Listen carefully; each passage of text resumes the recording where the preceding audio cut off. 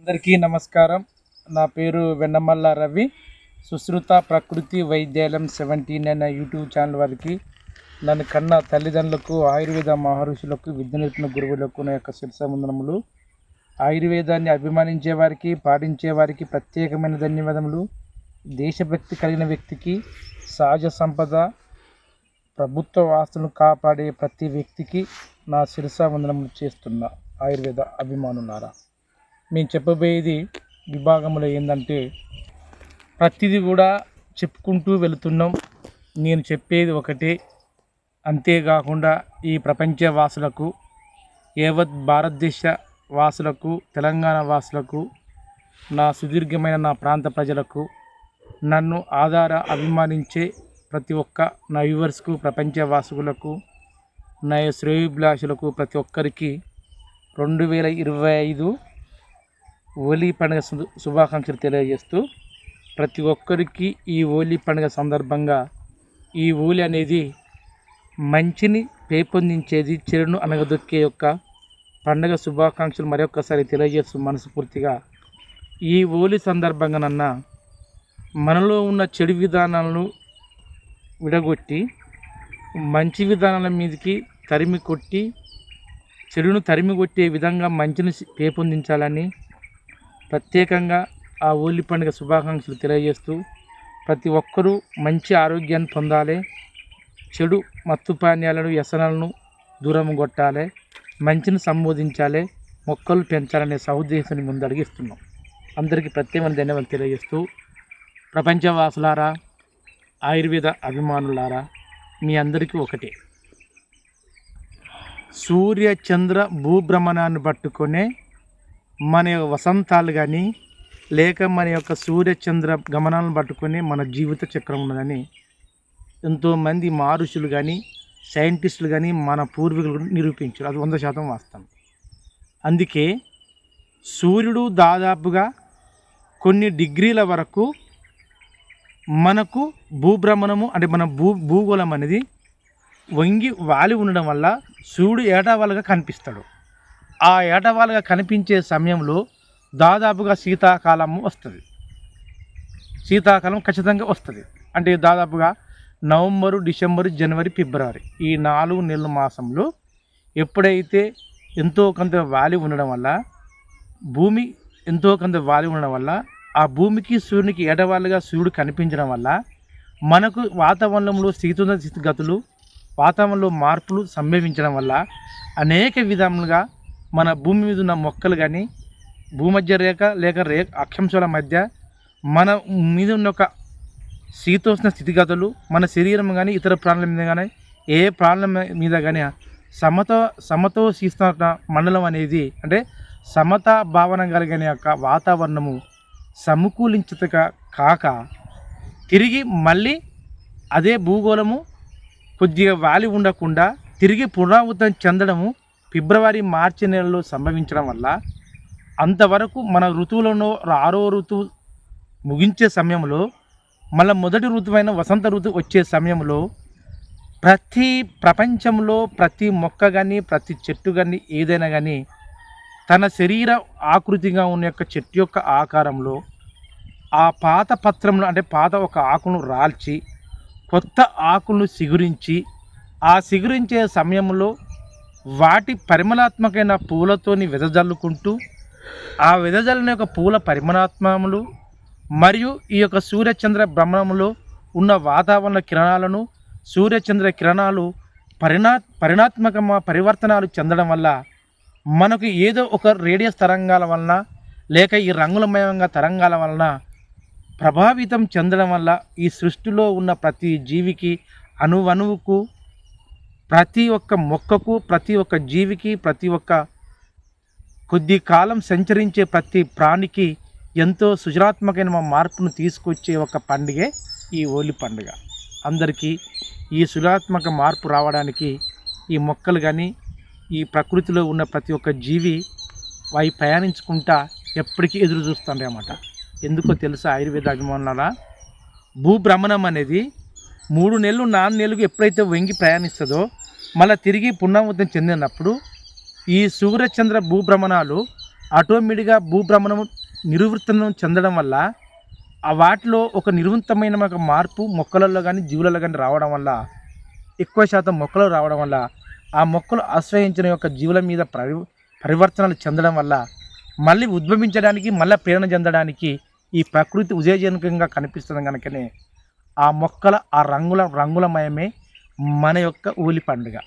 ఇది సైన్స్ చెప్పిందంతే, వాస్తవంగా సైంటిఫిక్గా చెప్పిందంతే, మూఢనమ్మకంగా చెప్పుకుంది అంతే.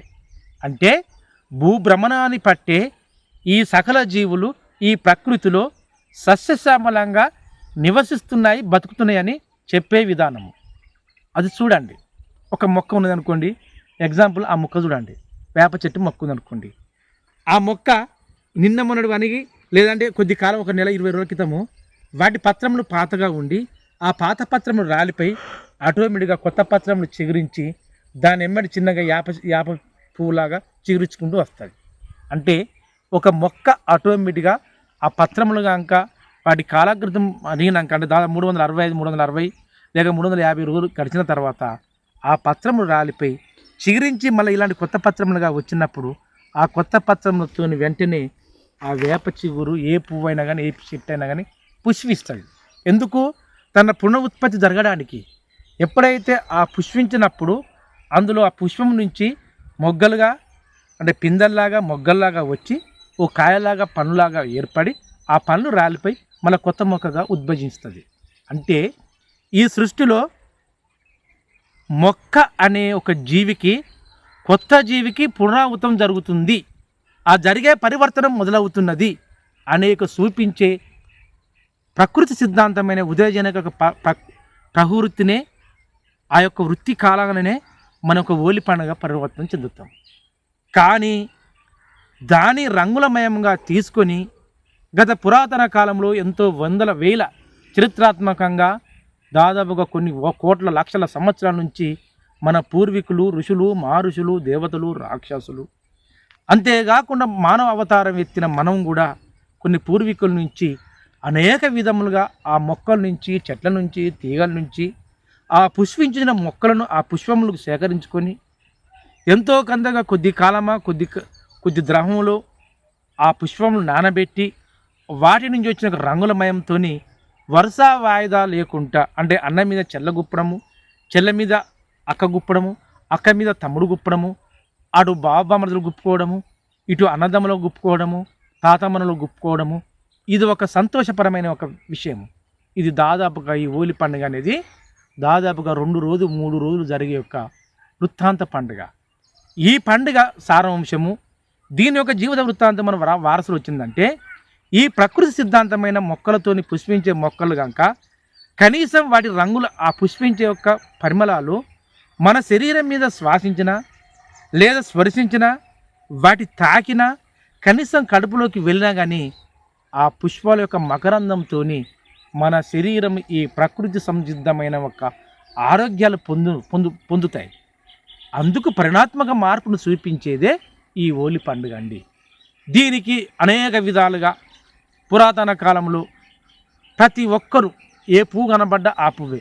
తంగేడి పువ్వు అని కొందరు, మోదుగు పువ్వు అని కొందరు, ఇప్ప పువ్వు అని కొందరు, కేకు పువ్వు అని కొందరు, ఇంకా పుష్ప పువ్వులను కొందరు. ఎన్ని పువ్వులుంటే అన్ని పువ్వులను స్వీకరించి తన ఇంటి ఒడిలో చూడండి, హోలీ పండుగ ఒక కొద్ది రోజులు వస్తుందనగా ఒక 3-4 రోజులు ఇంట్లో పెద్దవాళ్ళు కానీ లేక పిల్లలు కానీ మధ్యతరగతి వాళ్ళు తీసుకొచ్చి, ఒక కుమ్మరి కులం వాళ్ళు తెగల వాళ్ళు ఉండేరు. వాళ్ళు కుమ్మరి వాళ్ళు ఏం చేసేదంటే గోళం చేసేది, మట్టి గోళం చేసేది. ఆ మట్టి గోళం నిండా నీళ్ళు పోసి ఆ గోళంలో ఈ పూలన్నీ తీసుకొచ్చి, ఒక్క పువ్వా, తంగేడి పువ్వు తీసుకొచ్చేది, ముదుగు పువ్వు తీసుకొచ్చేది, అరటి పువ్వు తీసుకొచ్చేది, ఏ పూలు కనబడితే ఆ పూలు తీసుకొచ్చేది. ఆ పూలు ఈ విధంగా చించి ఆ గోళంలో వేసేది. ఆ తెల్లారి ఇవాళ వేసేది, ఆ పూలు అన్నీ మకరించి అందులో ఒక ఊరలాగా ఊరి ఒక రంగులాగా మారేది. ఆ రంగును తీసుకుపోయి ఆటోమేటిక్గా మన మీద గుప్పుకున్న, చల్లుకున్న అవి ఆరోగ్యవంతంగా ఉండేవి. కనీసం ఎలర్జీ దురద కూడా రాకపోయేది. ఆ విధంగా ఈ వసంత ఋతువు ఎప్పుడైతే సంభవిస్తుందో, ఈ వసంత ఋతువులో ప్రతి మొక్క ఆకురాల్చి చిగురించి పచ్చదనంగా ఈ ప్రకృతికి ఒక స్వాగతంలాగా పలుకుతుందో, మన నిజ జీవితంలో ఉన్న కష్ట సుఖాలను మరి అన్నిటిని తొలగించుకొని సుఖ సంతోషాలుగా చెడును నిరోధించి మంచిని పెంపొందించి ఒక చిహ్నంగా చూపించే పండుగే హోలీ పండుగ. అది పుష్పాలతోని, ఆ పుష్ప మకరందాలతోని మొదలవుతుంది కనుక ఆ హోలీ పండుగ ఒక లక్షణం అది. కానీ ఇప్పుడు హోలీ పండుగ చేసుకునే వారందరూ ఆ మొక్కలు లేవు, ఆ మొక్కలు తీసుకొచ్చే ఓపిక లేదు, మొక్కలు పెంచే శక్తి లేదు. అంతేకాకుండా మొక్కల నుంచి వచ్చే పువ్వులను, ఆ మకరందాన్ని, ఆ పూలను సేకరించి ఆ ఊరేయడం, రంగులు తయారు చేయడం లేదు. ఏం చేస్తారు? ఆ కుట్ల మీదకి పోతున్నారు, అది తీసుకొస్తున్నారు, ఏదో జల్లుకుంటున్నారు, అందులో రసాయనికలు జరుగుతున్నాయి. మళ్ళీ హోలీ పండుగకు వచ్చేసరికినే ఈ సంవత్సరం హోలీ ఆడిన పండుగ ఆమె ఆంటో లేక బిడ్డో లేక కూతురో లేక అంకులో కొడుకో మనవడో కలిసి చూస్తే వచ్చే సంవత్సరం నేను ఆడతలేను. ఎందుకు? ఆ రంగుల మయంతో ఒంటి మీద పడడం, ఒళ్ళంతా ఎలర్జీ లాగా దురదలు రావడం, బెందులు రావడం జరుగుతుంది. కానీ అలాంటివి కాకుండా మంచి స్వభావం కలిగిన, మరి ఇవాళ పండుగ మళ్ళీ రేపు కూడా పండుగ జరుపుకోవచ్చు అవకాశాలు ఉంటాయి కనుక పుష్పాలతోని కుంకుమ లేక మంచి రంగును కలుపుకొని పుష్పం అలా కలుపుకొని ఆ పుష్పంతో ఈ విధంగా రుద్దుకోవాలి. రుద్దుకుంటే ఆ పుష్పం యొక్క మకరందము, ఆ రంగు యొక్క మకరందం మన శరీరం మీద అంటి మనకు ఎలాంటి వ్యాధులు రావు, ఇంకా ఉన్న మన వ్యాధులను దూరం చేసేవి. అందుకే శరీర సంవృద్ధికి, అంతేకాకుండా ప్రకృతి సంవృద్ధికి, ఈ ప్రకృతిలో ఉన్న చెడును సంహరించడానికి, ఈ శరీరంలో ఉన్న చెడును సంహరించడానికి, మన మానవతా విలువలో ఉన్న చెడు గుణాలను సంహరించడానికి, ఈ సమాజంలో ఉన్న చెడు విధానాలను సంహరించడానికి ఒక విజయ సూచిక చేసుకునే పండుగే మన యొక్క హోలీ పండుగని. ప్రతి ఒక్కరికి మళ్ళొక్కసారి మన పూర్వీకులు పంచి ఇచ్చిన ఈ హోలీ పండుగను జరుపుకునే ప్రతి ఒక్కరికి, అంతేకాకుండా ప్రముఖులకు, గొప్ప గొప్ప మహర్షులకు, మన వారసులకు, మన ముందస్తు వారసులకు, రాబోయే మన వారసులకు మరొకసారి హోలీ పండుగ శుభాకాంక్షలు తెలియజేస్తూ మరొకసారి ఆయుర్వేద అభిమానులారా, ఈరోజు హోలీ పండుగ సందర్భంగా చెప్పబోయే విధానం ఏంటంటే, ప్రతి ఒక్కరూ ఏం చెప్తారంటే మొక్క కావాలి, పత్రము కావాలి, కాయ కావాలి, ఫలము కావాలి, వాటి నుండి ఆయుర్వేదం రావాలి, ఆ ఆయుర్వేదంతోనే మమేకం కావాలని చెప్పుకునే విధానంలోకి వెళుదాం అన్నమాట. అయితే నేను ఒకటే చెప్తున్నా, మొదటి నుంచి నా ఆవేదన ఒకటే. ఈ హోలీ పండుగ సందర్భంగా చెడును నిరోధిస్తూ, అంటే చెడును ఎదగనియొద్దాం, మంచిని పెంపొందించడానికి ప్రయత్నం చేద్దాం. ఎంతమంది నాకు మంచిని పెంపొందించడానికి ఉంటారో వారికి ఒక్కటే చెప్తున్నా. నా ఛానల్ చూసే ప్రతి ఒక్కరికి నేను ఒక్కటే చెప్తున్నాను, ఏదో సబ్స్క్రైబ్ చేయండి, పక్క వాళ్ళకి షేర్ చేయండి, లైక్ కొట్టండి, గంట బిల్లును కొట్టండి చెప్తలే. ప్రతి ఒక్కరి చేతిలో గుండెల మీద వేసుకోవాలి. ఒకటే చెప్తున్నా ఆయుర్వేద అభిమానులారా, ఈ ప్రకృతే మనకు గురువు. నేను నేర్చుకున్న గురువు కాదు, నేను టైం టేబుల్లో నేర్చుకునే యొక్క వాళ్ళు చెప్పిన ఒక గురువు కాదు.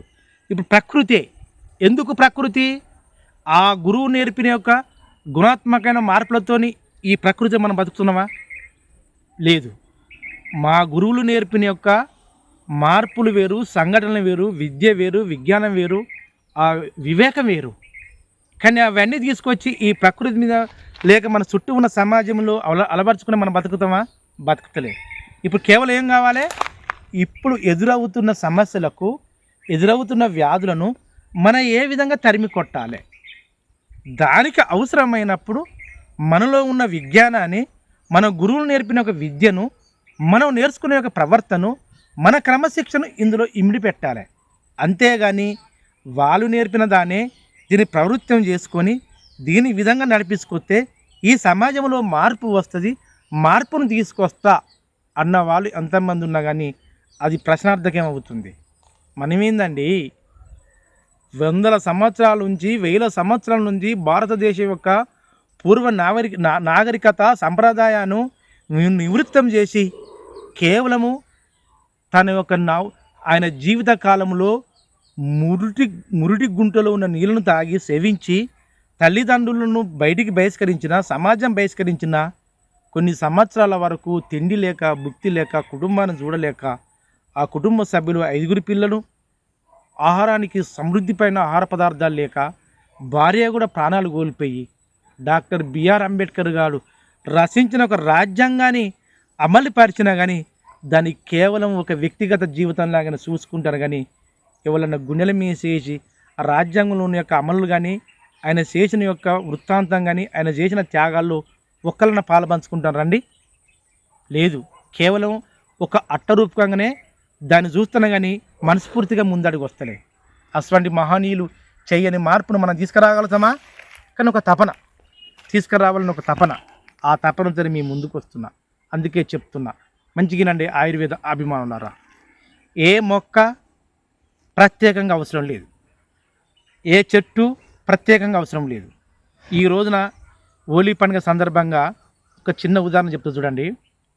వరుస వాయిదా లేకుండా మొక్క ఈ మొక్క ఆ మొక్క లేకుండా క్రీస్తుపురంలో మన తాతలు ముత్తాతలు ఒక 4-3 తిల్ల పువ్వులు తీసుకొచ్చారు. ఏది మోదుగు పువ్వు, తంగేడు పువ్వు, లేదంటే ఏదో ఒక మాందార పువ్వు, గోరెంట పువ్వు, బంతి పువ్వులు, ఏదన్నా మన ఇంట్లో ఉన్న పువ్వులు కలిపారు. ఎలా కలిపారు? ఒక నీటి తొట్టులో కలిపారు. ఆ కలిపిన దాన్ని తీసుకొచ్చి హోలీ అని అందరికి పోసారు. దానివల్ల వాళ్ళకన్నా చెడు జరిగిందా? ఒక్కసారి ఉండండి. అంటే పువ్వులు ఏదైనా కానీ మన శరీరం మీద ప్రవేశించినప్పుడు మనకేమైనా చెడు జరిగిందా? ఏమి జరగలే. అందుకే పువ్వు ముఖ్యం కాదు, మొక్క ముఖ్యం కాదు, మన తీసుకునే ఒక విధానం ముఖ్యం. అది ఎలా తీసుకోవాలి చెప్పుకునేటప్పుడు ఇప్పుడు హోలీ అనగానే క్రీస్తుపురము, క్రీస్తు శకము కొన్ని వందల సంవత్సరాల నుంచి ఏదో ఒక పురాణ గాథల్లాగా తీసుకొస్తారు. ఆ తీసుకునేటప్పుడు ఒకటి చెప్తాను వినండి ఆయుర్వేద అమ్మలారా. నేను ఒకటే చెప్తున్నా, హోలీ పండుగ కాకుండా మన ఇంట్లో మంచి జరగాలన్నా చెడు జరగాలన్నా ఒకటే. ఏవైనా 3 రంగులు తీసుకోండి. ఒకటి నీలపు రంగు పుష్పం తీసుకోండి, అంటే దాదాపు ఏంది బ్లూ రంగు కలిగిన ఒక పుష్పము ఒకటి. మాందార పువ్వు అంటే మాందారం తిక్కుగా ఉన్న బాగా చిక్కంగా ఉన్న ఎరుపు రంగు పువ్వు ఒకటి. బాగా తెలుపు రంగు పువ్వు ఒకటి. అంటే నీలపు రంగు, ఎరుపు రంగు, తెలుపు రంగు, ఈ 3 పుష్పములు వేరే వేరే పాత్రలో నానబెట్టండి. ఏ పువ్వు అన్నీ ఏం లేదండి, రంగుతో మన ముఖ్యమేడా. ఆ వేరు పాత్రలు ఎలా చేయాలి? దాదాపుగా ఒక రాగి చెమ్ములో తెలుపు, ఒక ఇత్తడి చెమ్ములో లేక అదే రాగి చెమ్ములో ఎరుపు, అదే రాగి చెమ్ములో నీలపు రంగు. ఈ నీలపు రంగు దాన్ని ఏం చేయాలంటే ఆయుర్వేద అభిమానులారా, మొదట ఫస్ట్ ఆ పైన చేస్తున్నా 1 లీటర్ నీళ్ళలో సాయంత్రం పూట నానబెట్టండి. ఇది తెలుపును, అది ఉదయం తాగండి. మళ్ళీ లేచిన వెంటనే నీలపు రంగును మళ్ళీ నానబెట్టండి, అది మధ్యాహ్నం తాగండి. మళ్ళీ సాయంత్రం మళ్ళీ ఉదయమే ఎరుపు రంగు ఉంటుంది, ఆ ఎరుపు రంగు అంటే తెలుపు ఎరుపు ఉదయం సాయంత్రము, నీలపు రంగు మధ్యాహ్నం. ఈ దాదాపుగా 8 గంటలు తేడా ఉండాలి. ఉదయం సాయంత్రం మధ్యాహ్నం ఈ 3 రంగుల నీళ్ళు కనుక 3 రోజులు తాగుతుంటే మన శరీరంలో ఉండవలసిన ఏ ధాతువైనా కానీ సప్తధాతుల్లో కలిసిపోయి మూత్రబంధత వ్యాధులు, లేదంటే శిరో వ్యాధులు, లేదంటే గుండె సంబంధించిన వ్యాధులు, ఇవన్నీ పటాపంచలు. దీన్ని అందరూ అనువుగా ఉపయోగించుకొని మంచి ఆయుర్వేద అభిమానులుగా రావడానికి ప్రయత్నం చేయడానికి చెప్పే విధానం ఏది? తెలుపు ఉదయము, ఎరుపు సాయంత్రము, నీలపు మధ్యాహ్నము. ఇది మంచిగా అండి ఆయుర్వేద అభిమానులరా. ఏ పువ్వు అయినా ఏం లేదు, ఏ మొక్క అయినా ఏం లేదు, నీలపు రంగు కాగానే శంఖం పూలు గుర్తుకొస్తుంది. తెలుపు రంగునే ఏమవుతుంది? మన యొక్క గులాబీ పువ్వు, తెల్ల గులాబీ ఉంటుంది, లేక సన్నజాతి మల్లె ఉంటుంది. అది ఎరుపు కాగానే ఉంటుంది, ఎర్ర గులాబీ ఉంటుంది, మాందార పువ్వు ఉంటుంది. అది సాయంత్రం తాగండి. తెలుపు తాగండి, శంఖం పూలు తాగండి. అంటే ఎన్ని ఉంటాయి? ఎన్ని వ్యాధులైనా పటాపంచలు చేస్తుంది. అంటే ఇక్కడ శంఖం పూల చెట్టు దాదాపుగా పనిచేస్తుంది, మాందారం చెట్టు దాదాపుగా పనిచేస్తుంది, జాజి మల్లె పనిచేస్తుంది అనమాట. అదే విధంగాలోకి వెళ్ళిపోయేటప్పుడు అసలు వాస్తవంగా మన యొక్క గరుడ పురాణం కానీ లేక మన వారసులు చెప్పింది కానీ ఏదైనా కానీ ఈ హోలీ అనే పండుగ ఎలా వచ్చిందనగానే అందరికీ పురాణం కథలు తెలిసిన వాళ్ళు కానీ ఏదైనా తెలిసే కానీ ఏంటంటే హోలికనే ఒక పుత్రిక ఆటోమేటిక్గా హిరణ్యకశిపుని యొక్క ఏమే సోదరి. ఆ సోదరి ప్రహ్లాదునికి హిరణ్యకశిపుడు అంటే ప్రహ్లాదుని తండ్రి హిరణ్యకశిపుడు.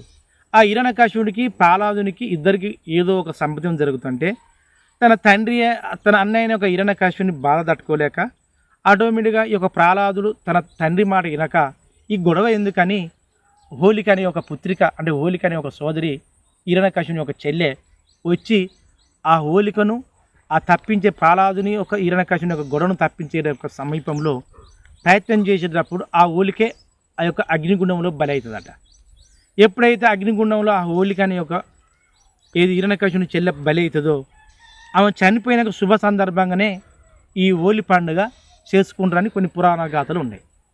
మరి హోలీ పండుగ చేసుకున్న విధానం ఏంది, ఆమె అగ్నిగుండం అంటే ఏది? మంచిగానండి ఆయుర్వేద అభిమానులారా, ఎప్పుడు ఏ పండుగ వచ్చినా కానీ అమావాస్య లేదా పౌర్ణమి లేక అది పున్నమి రోజు వస్తుంది. పున్నమి పౌర్ణమి అంటారు. ఎప్పుడైతే ఈ యొక్క ఏది ఏది చప్పట్టులాగా లేక హోలీ పౌర్ణమి అని వస్తుందో ఆ పౌర్ణానికి 8 రోజులు 9 రోజులు కాక కోలల్లాగా పిల్లలు ఆడతారు. ఆ పిల్లలు ఆడే సమయంలో 7 రోజుల 6 రోజుల 8 రోజులు చప్పట్లాగా ఇది ఇల్లుగా పిల్లలుగా తిరిగి ఆ తిరిగిన ఒక సముదాయంతో వాళ్ళు ఏదో ఒక పండుగలాగా చేసుకొని దాని భుక్త ఆరగించడమా లేక ఏదో వాళ్ళు దమ్మసమైనగా చేసుకొని ఆ తర్వాత ఆ కావుని అనే ఒక దేవునిలాగా తయారు చేసి కావుని అగ్నిగుండంలో కాలబెట్టి ఆ తెల్లారి చేసే పండుగను హోలీగా అంటారు.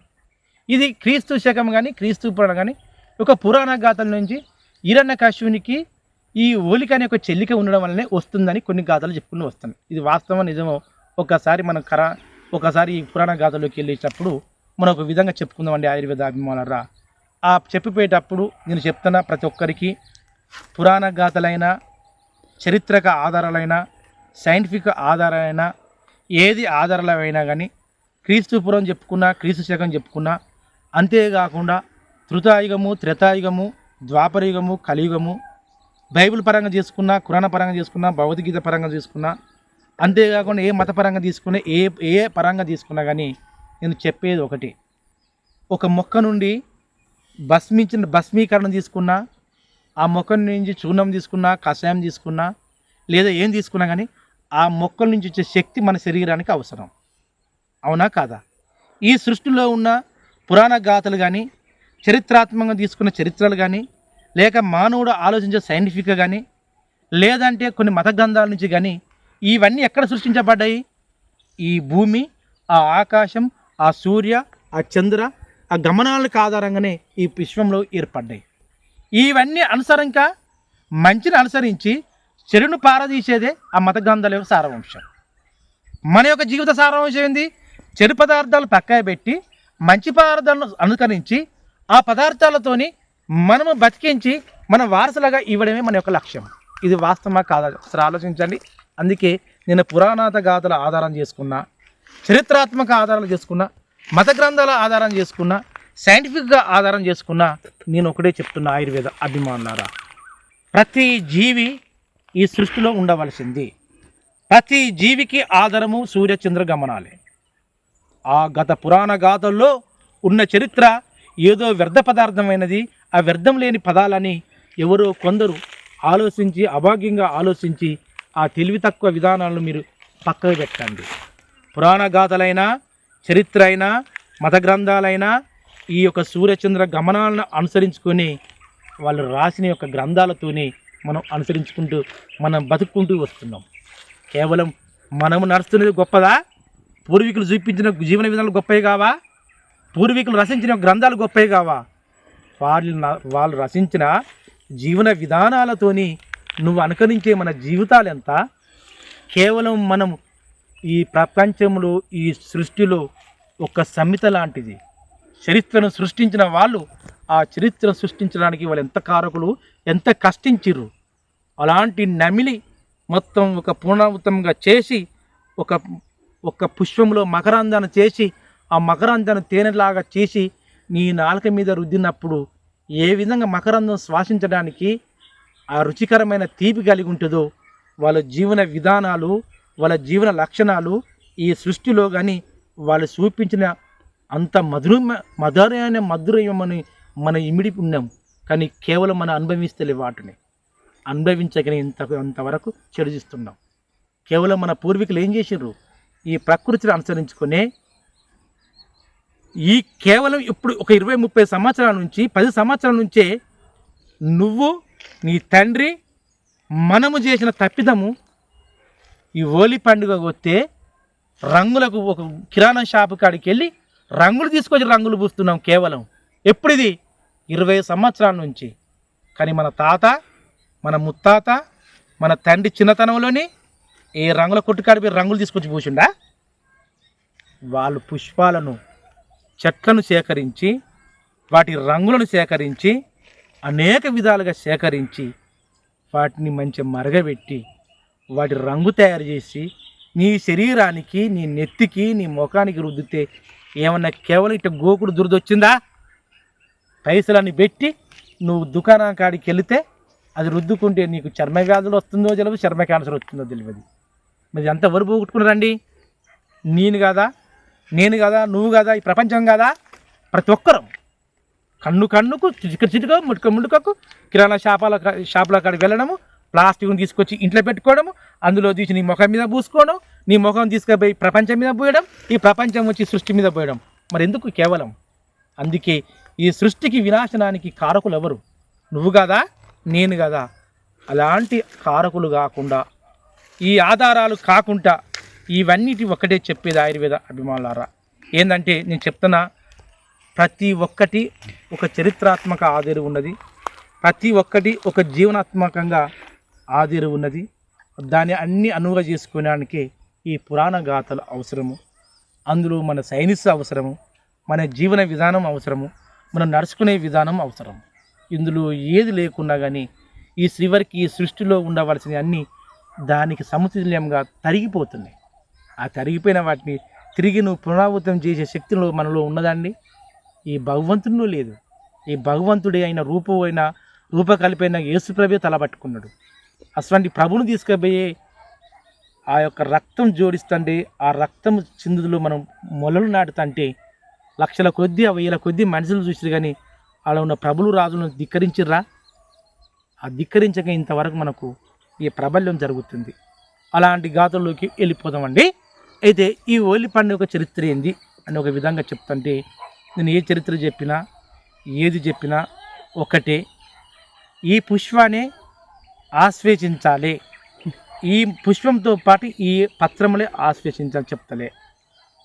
జీవన శైలిలో పురాణ గాథలో నేను ఒక్కటి చెప్తున్నా ఆయుర్వేద అభిమానులారా, ఆహారం తీసుకోకుండా, ఏమి తీసుకోకుండా కొన్ని రోజుల వరకు ఒక మనిషి బతుకుతాడు. అంటే నేను మీ ముందు నిలబడే కదా, నేను గాలి పీల్చుకుంటా అనుకోండి, ఇదే నీడలో ఒక 4 గంటలు కూర్చున్నా, ఒక 6 గంటలు ఆహారం అంటే ద్రవం తీసుకోకుండా, ఒక 24 గంటల 38 గంటలు దాదాపుగా 4-6 వారం రోజులు బతకగలుగుతా.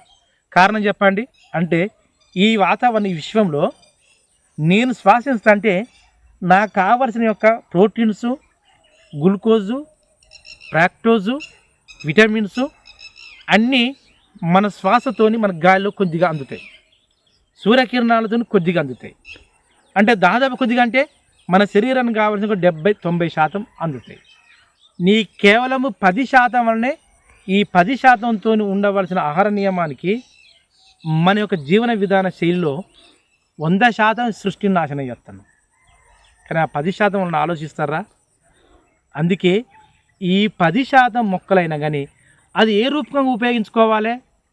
వంట చేస్తేనే వంట రూపకంగా కాదు, నీకు వంట రూపకంగా ఉపయోగించే విధానం ఒకటి, శ్వాసించిన విధానం ఒకటి, స్పర్శించిన విధానం ఒకటి, కనీసం వాటిని తగిలిన మనకు వచ్చే లాభం అలా ఉపయోగించుకోవడానికి ప్రయత్నం చేయాలి. ఎవరో చెప్తున్నారు, ఆ గ్రంథం చెప్తున్నారు, ఈ వల్ల చెప్తున్నారు, అట్ట కాదు. నీకే మమేకం చేసుకొని ఇంతకుముందు చెప్పిన విధంగా ప్రకృతి మీదే, ఈ ప్రకృతే నీ గురువు, ఈ ప్రకృతే నీ గైడెన్స్, నీ జీవితం ఎవరికి వాళ్ళే శిల్పి, నీ జీవితానికి నువ్వే గురువు, నీ జీవితానికి నువ్వే శిశువు, నీ జీవితంలో అన్నిటికీ నిఘంటువు నువ్వే అనే విధానంలోకి వెళ్ళిపోదామండి. అయితే ఈ హోలీ పండుగ అనేది సాధ్యమైనంత వరకు ఇంతకుముందు చెప్పిన విధంగా హోలిక అనే ఒక మహిళ ఒక అగ్నిగుండంలో కాలిపోతున్నప్పుడు, ఆ కాలిపోయిన సందర్భంగా, శుభ సందర్భంగా తెల్లారి పండుగ చేసుకునే పండుగే ప్రత్యేక పండుగ హోలీ. అంటే చూడండి, పిల్లలు కానీ పెద్దవాళ్ళు కానీ ఎవరైనా కానీ ఈ హోలీ పౌర్ణమి అంటే కావును పున్నము ఒక 8 రోజులు వస్తుందనగా పిల్లగాళ్ళు కన్నా పెద్దవాళ్ళు కూడా ఏం చేస్తారంటే తగు సంబంధాలతోని ఓ కూలలుగా తయారు చేసుకొని ఆ ఇంటికాడ ఈ ఇంటికాడ ధనమా లేక ధాన్యం ఆడుకొని ఓ గుమ్మిగా చేసుకొని ఒక్కడిగా చేసుకొని అటు 8 రోజులు ఆడినాక 8వ రోజు 9వ రోజు ఏం చేస్తారు, ఆ కూరలు ఒకదాని ఒకటి పెట్టి కాలబెడతారు. అదే కావుడు దేవుని పుణ్యం అంటారు. ఆ యొక్క అగ్నిగుండం కాలిన తర్వాత తెల్లారి హోలీ పండుగ చేసుకుంటారు. అలాంటి అగ్నిగుండంలో ఒక హిరణ్యకశిపుని యొక్క హోలిక అనే ఒక చెల్లె కాలిపోయిందట. అది ఎలా కాలిపోయిందనో ఒక విధానంలో చేరిపోతుందంటే దాదాపుకు దేవ మహర్షి లేక కౌశక మహర్షి అనే ఒక మహర్షులు పూర్వం నుంచి ఉండేవాడు. అతనికి అనేక విధాలుగా ఏంటంటే నేను చెప్పేది ఒకటే, ఏదైనా గరుడ పురాణం అన్నా భాగవతం అన్నా అన్నీ ఈ యొక్క రచనలతోనే లేక కొన్ని గ్రంథాలతోని ఋగ్వేదము, యజుర్ణ వేదము, అంతేకాకుండా సమయవేదము, ఈ వేదాలతోని యొక్క సారవంశమే మన చెప్పుకునే యొక్క ఇతిహాసాలు. ఇది వాస్తవమా కదా ఒకసారి ఆలోచించండి. ఆయుర్వేద అభిమానారా తీసుకుంటున్నాం. అయితే పూర్వము అంటే దాదాపుగా త్రేతాయుగము, త్రేతాయుగము, ద్వాపరయుగము, కలియుగం ముందు అంటే కృతయుగం ముందే ఇది జరిగేది ఏంటంటే కర్షక మహర్షి అంటే దేవ మహర్షి అదే కర్షకుడు అనే అతడు కర్షక మహర్షి అనేవాడు ఉండేవాడు. ఆ మహర్షి ఏంటంటే రాక్షస గుణముడు అని పెద్ద రాక్షస పోలికలు కలిగి పెద్ద ఒక మేధా సంపత్తి కలిగిన మహర్షి. అతనికి దాదాపుగా ఒకటో భార్య, రెండో భార్య, మొత్తం 13 మంది భార్యలు ఉంటాడు. ఆ 13 మంది భార్యలతోని ఈ 12 మంది దేవపుత్రిక అనే ఒక భార్య, అంటే 13 మందిలో ఒక దేవపుత్రిక అనే ఒక భార్యకు దాదాపుగా 2 కుమారులు పుడతారు. అయితే ఈ 12 మంది భార్యలకు ఏం చేశారంటే ఇది కర్షక మహర్షికి ఆ రాక్షస మహర్షికి ఏం చేశారంటే ఈ 12 మంది భార్యలతో ఈ ప్రపంచంలో అంటే ఈ విశ్వంలో ఉన్న జీవులు ఏముంటాయో ఏది చేపల అవతారం, పాముల అవతారం, జంతువుల అవతారం అంటే 33 కోట్ల దేవతలు, 84 లక్షల రకాల జీవులు ఆ 12 మంది ఆ మహర్షి యొక్క భార్యలతో కన్నడట. అంటే సృష్టికి మూలం అంటే ఆ దేవ మహర్షి అనే కర్షకుడు అదే కర్షక మహర్షి. ఆయనకు 12 మంది భార్యలతో ఈ సృష్టి ఏర్పడ్డదని ఒక మన యొక్క జీవిత వృత్తాంతం, మన యొక్క ఇతిహాసాలు. అదేవిధంగా అదే కర్షకునికి, అదే కాశకునికి, అదే కర్షకునికి, అదే దేవ మహర్షికి ఒక ఏమున్నది దత్తపుత్రిక అనే ఒక భార్య. ఆ భార్యకి ఏం చేశారు ఆటోమేటిక్గా ఈ యొక్క దేవ మహర్షికి ఆ భార్యకు హిరణ్యకశిపుడు అనే 2 పుత్రులు పుట్టారు.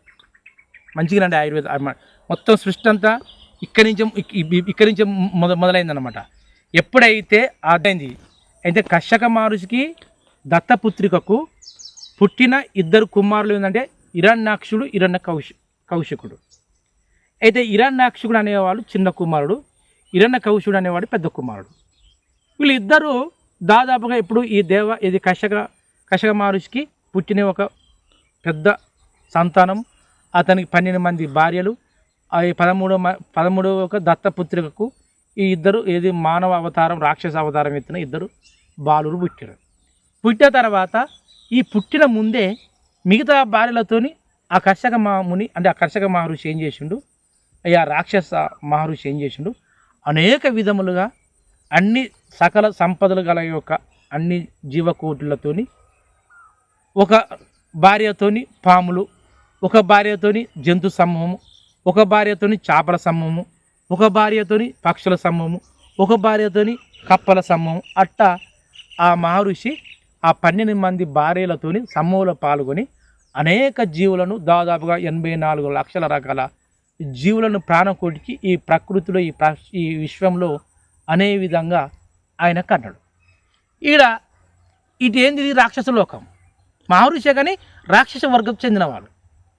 ఈయన ఏం చేసిండు, ఈ ఒక్క వర్గంలో ఈ విశ్వంలో ఎవరుండొద్దు, ఎవరుండాలి 13 మంది 12 మంది నా భార్యలు ఉండాలి, నేను తప్ప ఈ విశ్వంలో ఎవరు ఉండొద్దని ఆ యొక్క దేవ మహర్షి అదే కశ్యకుడు అనే రాక్షసుడు దేవతలతోని ఒక పంచాదిగా యుద్ధంగా పుట్టించుకొచ్చాడు. అంటే వీళ్ళకి ఎట్టా ఇదే స్వార్థం. చూడండి ఇక్కడ కూడా మనిషి స్వార్థం ఎక్కడ ఏమున్నది, ఈ విశ్వంలో ప్రతి ఒక్క ప్రకృతిలో ఉండవలసిన ఏ జీవినైనా ఏ చెట్టు మీద కానీ అజాయించే శక్తివంతమైన ఏ జీవాన్ని ఒకసారి ఆలోచించండి ఆయుర్వేద అభిమానులారా. మనిషే. పులి ఉందనుకోండి, తన ప్రాంతం ఉన్న జంతువులను అజాయించడము, పెత్తన చలాయించడం దానికి రుచికరమైన ఒక జంతువుని చంపి తినడం. ఓకే, సింహం ఏం చేస్తుంది? దానికి నచ్చిన జంతువులను చంపడం, మెదడు తినడం, రక్తం ఏది స్వీకరించడం. పులి ఏం చేస్తుంది? దాని కంటికి నచ్చిన కండర భాగాన్ని తింటుంది, లేక గుండె భాగాన్ని తింటుంది, అది వెళ్ళిపోతుంది. సింహం ఏం చేస్తుంది? మెదడు తింటుంది, రక్తం అంతే దానికి సింహానికి. అందుకే మనిషి సింహంలాగా బతకాలి, జీవి పులిలాగా ఉండాలి, కష్టజీవి ఎప్పటికీ శోధించాలని ఒక సూక్తి ఉండదన్నమాట. కానీ అలాగా వాళ్ళని చూస్తారా ఆయుర్వేదాభిమానులారా? సింహంలాగా తినాలి, పులిలాగా తినాలి, అసలు కష్టించొద్దు అని ఆశించే జీవులంటే మానవుడు. అందుకే ఈ ప్రకృతిలో ఉన్న అన్నిటి మీద అజాయించే శక్తి జీవి ఏదంటే మానవుడు. అందుకే అన్నీ అజాయించడం వల్ల చివరికి అన్నిటి జీవులకు రాని వ్యాధులు ఈ మానవునికి వస్తున్నాయి. ఇందులో తప్పిదం ఎవరిది ఉన్నదండి? మనదే కదా. అందుకే ఆ విధంగా ఉండడానికి అదే విధంగా ఒక తప్పిద ఒక ఆలోచన అంటే చెడు ఆలోచన కలిగిన వాళ్ళంటే ఈ దేవ మహర్షి అనే రాక్షసుని, అతడే కశ్యకుడు అనే ఒక రాక్షసునికి 12 మంది భార్యలతోని 33 కోట్ల దేవతలు 84 లక్షల రకాల జీవులను కన్నారు. 12 మంది భార్యలతో. అదే దత్తపుత్రికతోని 2 కుమారులను, ఆయన హిరణ్యాక్షుడు హిరణ్యకౌశికుడు అనే 2 కుమారులు పుట్టారు. పుట్టిన తర్వాత కొద్ది కాలం తర్వాతనో ఏదో కాలం తర్వాత అటు తండ్రి గారు మరణమైండు, ఇటు తల్లి అయిన ఒక దత్తపుత్రిక మరణమైంది. హిరణ్యాక్షుడు ఉన్నాడు, హిరణ్యకౌశికుడు ఉన్నాడు. వాళ్ళు ఏం చేశారు? ఒక పెద్ద తపస్సు చేశారు. మా నాన్నగారు ఏం చేశారు? మాకు జీవం ఇచ్చారు, దేవతలు అనే వారే లేరు కనుక ఇక్కడ కనబడతలేదు కదా, మాకు ఎప్పటికీ పెద్ద వరం కావాలని ఏం చేశారు? ఆ హిరణ్యాక్షుడు హిరణ్యకశిపుడు కలిసి ఈ సృష్టికి మూల పురుషులైన విష్ణు, బ్రహ్మ, ఈశ్వర అనే వాళ్ళను ఇక్కడ బ్రహ్మదేవునికి ఈ యొక్క ఈశ్వరునికి పెద్ద ఘోరమైన తపస్సు చేస్తారు. ఎవరు? హిరణ్యాక్షుడు హిరణ్యకశిపుడు 2 తపస్సు చేసి ఏం చేయాలి? ఈ సృష్టిలో, ఈ జగత్తులో, ఈ విశ్వం ఉన్నంత వరకు మేమే జయించాలి. ఈ విధంగా జయించిన ఈ ప్రతి ప్రాణకోటికి మా నాన్నే మా అమ్మలే ఈ జీవానికి మూలమైన కనుక, ఈ ప్రపంచంలో ఈ విశ్వానికి మూలమైన కనుక, ఆ మూలాధానమైన దానికి మనం ఖచ్చితంగా ఏ విధంగా ఉండాలి, మాకు ఒక తపస్సు ఇవ్వగలుగుతారా శంకర మహాదేవ్ అని 2 అన్నదమ్ములు ఇరుగురుగా పక్కగుండి ఘోరమైన తపస్సు చేస్తారు. ఆ ఘోరమైన తపస్సు చేయగానే ఈ శంకరుడు, విష్ణు ఈశ్వర బ్రహ్ముడు కానీ సృష్టి మూల పురుషుడు ఈ శంకర మహాదేవుడు ప్రత్యక్షమవుతాడు. ఏంది హిరణ్యాక్షుడా, ఏంది హిరణ్యకశిపుడా అని వీళ్ళని చూస్తే మా నాన్నగారు మా అమ్మగారు 2 పరమపదించురు, వాళ్ళ కాలం ఏందో తర్వాత చెప్పుకోయే విషయం. కానీ మనకు ఓలి పని కానీ ఎక్కడ వచ్చింది మూలంతా చెప్పుకుండబడింది. అప్పుడు శంకరుడు ఏమంటారు? ఏమున్నదంటే ఏమి లేదు, ఈ సృష్టికి మూలమైన మేమే కనుక, మా నాన్నగారి ఈ సకల జీవులను సృష్టించిన కనుక మాకు అన్నీ మా కిందనే అంటే మాకు లోనై ఉండాలి, మాకు ఏలైనా వరం ఇవ్వగలుగుతామని ఆ శంకరుణ్ణి ఈ 2 అన్నదమ్ములు హిరణ్యకౌశికుడు హిరణ్యాక్షుడు 2 వేడుకుంటారు. తదాస్తు, మీ యొక్క తపస్సును మేము మెచ్చుకుంటే మీకు దేనైనా మీదే విజయవంతమైద్దని ఆ శంకరుడు వీళ్ళను దీవించి ఆ మోక్షం ఇచ్చి వెళ్ళిపోతాడు. ఇక ఎక్కడ ఉందండి ఆయుర్వేద అభిమానులారా? ఏమున్నది? ఏం చేస్తానంటే ఎప్పుడైతే ఈ శంకరుడు ఈ హిరణ్యాక్షునికి హిరణ్యకౌశికునికి ఒక మోక్షంలాగా తదాస్తను ఒక వరం ఇచ్చిండో, ఇక మొత్తం ఏం చేస్తాడు ఆయుర్వేద అభిమానులారా? ఈ ప్రపంచం అంతా మనదే అయింది. మా నాన్నగారు మా అమ్మగారు మామూలు సంపాదించిన ప్రత్నం నాదే, విషయం నాదే అనుకుని సకల దేవతలను అందరూ మొత్తం మోహరించడం, నేనే గొప్ప రాజును, నేనే గొప్ప దేవుణ్ణి, దేవుడు అనే విష్ణువు లేరు, ఈశ్వరు లేరు, బ్రహ్మ లేరు, ఈ ప్రకృతిలో ఎవరు లేరు, మీ 20 అన్నదమ్ములం అని 2 అన్నదమ్ములు కత్తి బాణం మొత్తం వాళ్ళే ఉంచుకొని అన్నిటి ధ్వంసం చేయడం, తన వైపు తిప్పుకోవడం మొదలుపెట్టారు. వీళ్ళ బలశాలికి వీళ్ళ ఆకారాలు, వీళ్ళ యొక్క కోపాలు చూసి దేవతలు కానీ, రాక్షసులు కానీ, మునులు కానీ, మహర్షులు కానీ అందరూ ఎక్కడికక్కడికి కనిపించకుండా వెళ్ళిపోయారు. అదే యొక్క మూర్ఖత్వంతో, అదే అంగబలంతో, అదే అహంకారంతో హిరణ్యాక్షుడు ఏం చేస్తాడండి? ఈ యొక్క భూదేవిని మొత్తం సాపలు చుట్టి ఆ సాపను తీసుకెళ్ళి సముద్రంలో పడేస్తాడు. ఎక్కడెత్తాడండి? సముద్రంలో పడేస్తాడు. ఎవరు? ఆ యొక్క దత్తపుత్రులకు పుట్టిన హిరణ్యాక్షుడు హిరణ్యకౌశికుడు. హిరణ్యకౌశికుడు అనేవాడు పెద్దవాడు, హిరణ్యాక్షుడు చిన్నవాడు. ఈ చిన్నవాడే ఈ భూదేవిని ఈ భూమి కాకుంటే ఏముంటారు? దేవతలు మళ్ళా వస్తారు. ఈ దేవతలు కానీ ఈ లోకంలో ఎవరు లేరు, నా అన్న తప్ప నేను తప్ప అనే అహంకారంతో ఆ భూదేవిని తీసుకుపోయి సాపలు జుట్టి సముద్రంలో పడేస్తారు. ఏం చేస్తారండి? ఆయన బలవంతునికి ఎవరన్నా ఉంటే ఎవరన్నా మాట్లాడతారా? ఇప్పుడు నేను ఇక్కడున్న అందరూ కలిసి కూర్చుంటారు అనుకోండి, నా చేతిలో కరెంట్ ఉంటుంది, 1000 మంది నా దగ్గర ఉరుకొస్తారా? ఎవడో తెలుగుతోని పోయి కరెంట్ తప్పిస్తే నేను అప్పుడు అడ్డం పడి నన్ను తొక్కి చంపుతాను. అలా కాకుండా నా దగ్గర ఎప్పటికి ఉంటే శక్తివంతమైన ఏదైనా ఉంటే మీ దగ్గర రాగలుగుతారా? అంతే. అంత పెద్ద తపస్సులు చేసి అసంటి వాళ్ళతోని నేను ఉన్న తర్వాత మాకేమున్నది మా నుంచి కాదా, ఆ శంకరునితోనే వీళ్ళు ఒక పెద్ద తపస్సు ఘోరంగా అన్ని ఒక మోక్షం పొంది ఈ మమ్మల్ని దేవతలను కానీ ఈ యొక్క రాజులను కానీ మహర్షులను కానీ అందరిని తరిమి కొడతాండి. మాకు ఈ జీవం లేదు, ఈ సృష్టి వినాశనం అవుతుంది, ఏం చేయాలి ఈశ్వర అనుకుంటా ఈ దేవతలందరిపై ఆ విష్ణు మహారాజును, వైకుంఠంలో ఉన్న యొక్క విష్ణు మహారాజును ఆయన వేడుకుంటారు. ఏం చేయాలి? అప్పుడు విష్ణు మహారాజు లేస్తాడు. ఏంది? మా తమ్ముడు అయిన శంకరుడే వాళ్ళకు పెద్ద అజాయించిన యొక్క భక్తిని మెచ్చి మోక్షాన్ని మెచ్చి వాళ్ళకు ఒక మోక్షమైన వాళ్ళకి ఎలాంటి యొక్క అంతరమయమైన అవతారాలు కానీ ఆ ప్రాణాలు పోయే యొక్క వరం ఇచ్చిన దాని నుంచి కాదని ఆ దేవతలకు విష్ణు మహారాజు వేడుకుంటాడు. లేదు నువ్వు గాంక ఈ హిరణ్యాక్షుని గాంక ఇప్పుడైతే కాపాడకపోతే, అక్కడ భూదేవిని గాంక మనం కాపాడకపోతే ఆడు భూదేవి నాశనం అవుతుంది, ఈ ప్రపంచంలో విశ్వం నాశనం అవుతుంది, నువ్వేం చేస్తావు? నువ్వు పోయి కాపాడు తల్లి తండ్రి అని ఆ దేవతలు కానీ ఆ రాజులు కానీ రాక్షసులు మహర్షులు అందరూ ఆ యొక్క విష్ణు మహారాజును కోరుకుంటారు.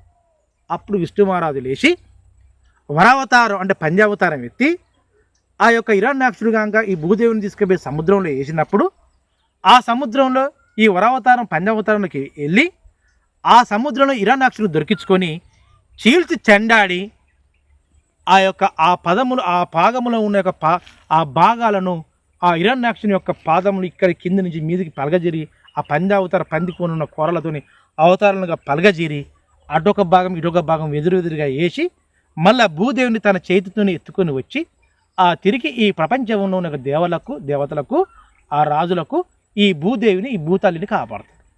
అది అండి. అంటే ఒక చెడ్డవాణి గాంక పెత్తనం చెలాయిస్తే ఏ విధంగా విశ్వం వినాశనం అవుతుందో ఇక చెప్పబోయే విధానం. ఇక్కడ చెడ్డవాళ్ళవలు రాక్షస తత్వం కలిగిన యొక్క హిరణ్యాక్షుడు హిరణ్య కౌశికుడు, మంచివాడవలు విష్ణు మహారాజు. అదేవిధంగా ఈ మొదటి నుంచి ఈ యొక్క కౌశిక ఉన్న దత్తపుత్రికైన అంటే హిరణ్యకశిపుడు హిరణ్యకౌశిని యొక్క తల్లిదండ్రులకు వాళ్ళకు 13 మంది భార్యలు. ఇది దేవ మహర్షికి అదే కౌశికునికి. ఈ సృష్టిని సృష్టించిన అనేక జాతులు గల అనేక జీవులు కనుగొన్న వాళ్ళు అయినా కానీ మేమే అని ఈ యొక్క ఋషులైన తన కుమారులైన హిరణ్యాక్షుడు అహంకారంతో ఈ భూదేవిని కాక ఎప్పుడైతే సముద్ర పాలన చేసిర్రో ఆ వరావతారం ఎత్తిన విష్ణు మహారాజు ఆ హిరణ్యాక్షుని చిన్నవాడిని సంహరించి ఆటోమేటిక్గా భూదేవిని కాపాడుతాడు. ఇట్ట కొద్ది కాలం గడిచిపోతుంది. ఇక వచ్చిన తర్వాత ఆటోమేటిక్గా ఆ భూదేవి వెళ్ళిపోతుంది. ఇక్కడ పెద్ద విధానం. ఏం విధానము? నా తమ్ముడైన హిరణ్యాక్షుని ఈ విష్ణు మహారాజుకి ఎంత అహంకారమా, ఆ దేవతలకు ఇంత అహంకారమైన శక్తి ఉన్నదా అనే ఉద్దేశంతో ఆయన ఒక భావంలో ఈ దేవతల మీద ఓ కక్ష సాధించుకోవటం. అలా కొద్ది కాలం తడుతుంటే వీళ్ళిద్దరు ఏది హిరణ్యాక్షుడు హిరణ్యకశిపుడు పుట్టిన తర్వాత మళ్ళీ అదే దత్తపుత్రిక అదే కౌశికుడు కలిసి ఒక ఓలిక అనే ఒక పుత్రికకు జీవం పొత్తారు. అంటే చూడండి, అంటే దత్తపుత్రికకు 2 పుత్రుడు ఒక పుత్రిక అనమాట. ఆ పుత్రిక కూడా ఆమె బ్రహ్మదేవునితో ఆమె మళ్ళీ ఒక వరానికి పొందడానికి ఆమె తపస్సు చేస్తుంది. ఇక్కడ ఏది ఈశ్వరునితోని వీళ్ళు తపస్సు పొంది ఆ తపస్సు భగ్నానికో లేక ఆ తపస్సులో చేసిన ఒక అహంకారంతోనే విష్ణు మహారాజు మళ్ళీ హిరణ్యాక్షుని సంహరించి మళ్ళీ ఏం చేస్తాడు? ఆటోమేటిక్గా ఇక్కడ ఈ దేవతలను కానీ ఇంకా ఈ వీళ్ళను కానీ సంహరించే విధానంలో అనేక విధములుగా హిరణ్యకశిపుడు ఇంకా రెచ్చిపోయి దేవతలను ఇంకా నా తమ్ముని సంహరించిరా అనే ఉద్దేశంతో ఆ ఇంద్రలోకంలో ఉన్న దేవతల మీదకి రావడము, అంతేకాకుండా ఈ యొక్క లోకంలో ఉన్న వాళ్ళను ఏ విధంగా రావనిపోతుంటే ఈలోపు కయ్యది అనే ఒక భార్యతోని ఈ హిరణ్యకశిపుడు ఆటోమేటిక్గా ఒక కొద్ది కాలం గడుపుతుంటే నా తండ్రి నా తల్లి ఈ దేవతలతోనే మరణం జరిగింది. నా పుత్రుడైన నా సహోదరుడైన హిరణ్యాక్షుడు కూడా ఈ యొక్క వరావతారంలో ఎత్తి ఈ విష్ణు మహారాజే నా దేవుడైన విష్ణు మహారాజే నా తమ్ముడిని కూడా సంహరించిన కనుక నేను ఏ విధంగా దేవతను ఒక విధంగా నేను వాళ్ళు సంచరించాలి, వాళ్ళను ఏ విధంగా నేను వాళ్ళ యొక్క దైవశక్తులుగా నేను పూజించి వాళ్ళను ఓడగొట్టాలనే ఉద్దేశంతో హిరణ్యాక్షుడు ఒక పెద్ద అఘోర మహేంద్రమైన మహేంద్ర చల అనే ఒక పెద్ద పర్వతం మీద ఆ పర్వతానికి ఎక్కి ఆయన పెద్ద ఎత్తున తపస్సు చేస్తా అంటాడు. చూడండి, నేను మొదటి నుంచి చెప్పుకోవచ్చు, ఇదే సృష్టి మొత్తం ఉన్నది ఎవరి చేతులు అని చెప్పినండి, మహర్షి చేతుల్నే. మరి ఇప్పుడు మహర్షి ఎవరండి? ఒక గొప్ప మేధావి. అంటే మన సృష్టిలో ఇప్పుడు ప్రస్తుతానికి ఉన్న ఆధునిక యుగంలో, ఇప్పుడు మన కలియుగంలో మహర్షులు ఎవరండి? ఆయుర్వేదాభిమానులారా, అంటే ఒక ఆలోచన పరిజ్ఞానంతో విశ్లేషణాత్మకమైన విషయాలు చెప్పే వాళ్ళే మహర్షులు. అంటే ఒక కుటుంబం ఉంటుంది అనుకోండి, ఆ కుటుంబంలో తెలియగల వ్యక్తులు ఒక్కరు ఉంటారు. అంటే కుటుంబంలో అన్నదమ్ములు ఒక 3-4 ఉంటారు, అక్కజల్లో ఒక 3-4 ఉంటారు. అందులో అందరూ తెలియగల ఉంటారా? ఉండరు.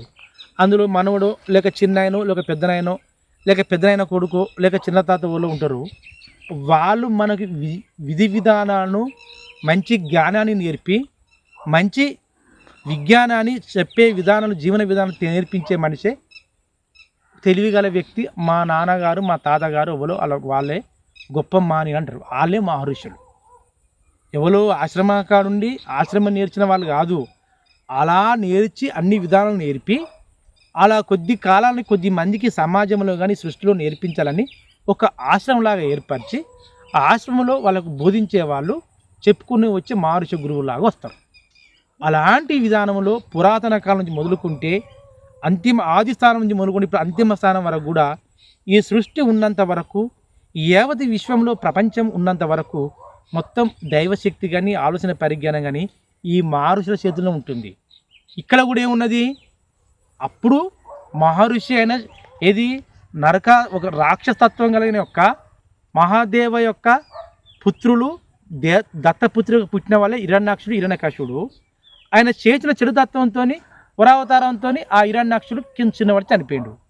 కానీ నా తమ్ముడు చనిపోయింది కదా, ఎవరి చేతుల? దేవతల చేతుల్లో చనిపోయింది కనుక మళ్ళీ నేను ఆ దేవతలనే సంహరించాలి అనే ఒక మహేంద్ర చల అనే ఒక పర్వతం మీద ఈ హిరణ్యాక్షుడు తన భార్యను వదిలి తన కుటుంబాన్ని మొత్తం వదిలి ఆ కొండ మీదకి పర్వతం మీదకి వెళ్ళి ఆ బ్రహ్మదేవునికి తపస్సు చేసుకుంటూ వస్తాడు. ఎక్కడైనా ఆ యొక్క మహేంద్ర చల అనేది ఎక్కడుంటుంది? స్వర్గ ఇంద్రలోకంలో ఉంటుంది. అప్పుడు ఈ ఎవరన్నా చూసినండి ఆయుర్వేదం మంచి చేస్తే ఏం కాదు, చెడు చేసిన కదా.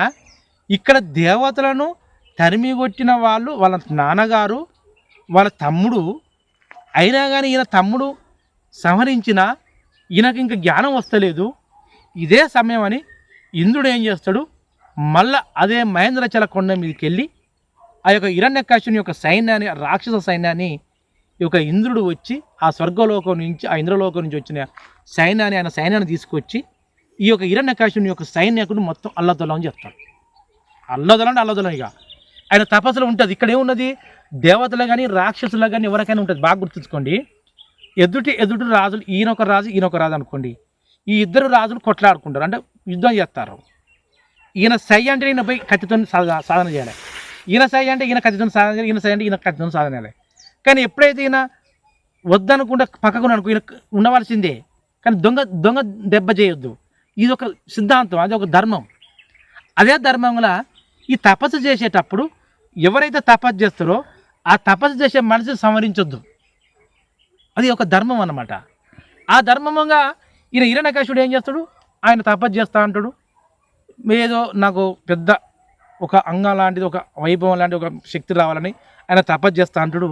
ఈలోపు ఇంద్రుడు వస్తాడు, హిరణ్యాక్షునితో చుట్టూ ఉన్న యొక్క సైన్యాన్ని, రాక్షస సైన్యాన్ని మొత్తం మళ్ళించుకొని బెదిరించి చల్లాచారం చేసి వెళ్ళిపోతాడు.